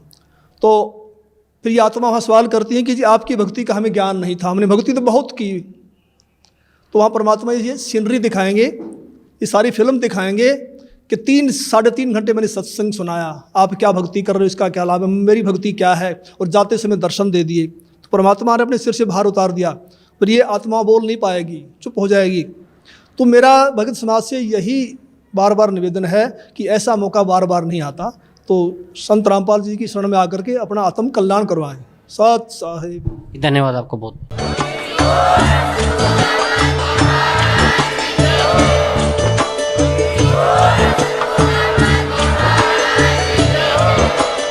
आप सुन रहे थे जगत गुरु तत्वदर्शी संत रामपाल जी महाराज जी के मंगल प्रवचन। अधिक जानकारी के लिए विजिट कीजिए हमारी वेबसाइट www.jagatgururampalji.org। संत रामपाल जी महाराज जी के शुभ आशीर्वाद से पूरे विश्व भर में 500 से भी ज्यादा नाम दीक्षा केंद्र हैं, जिन पर संत रामपाल जी महाराज जी द्वारा ऑनलाइन निशुल्क नाम दीक्षा दी जा रही है। अपने नजदीकी नाम दीक्षा केंद्र का पता करने के लिए संपर्क करें 8222880541।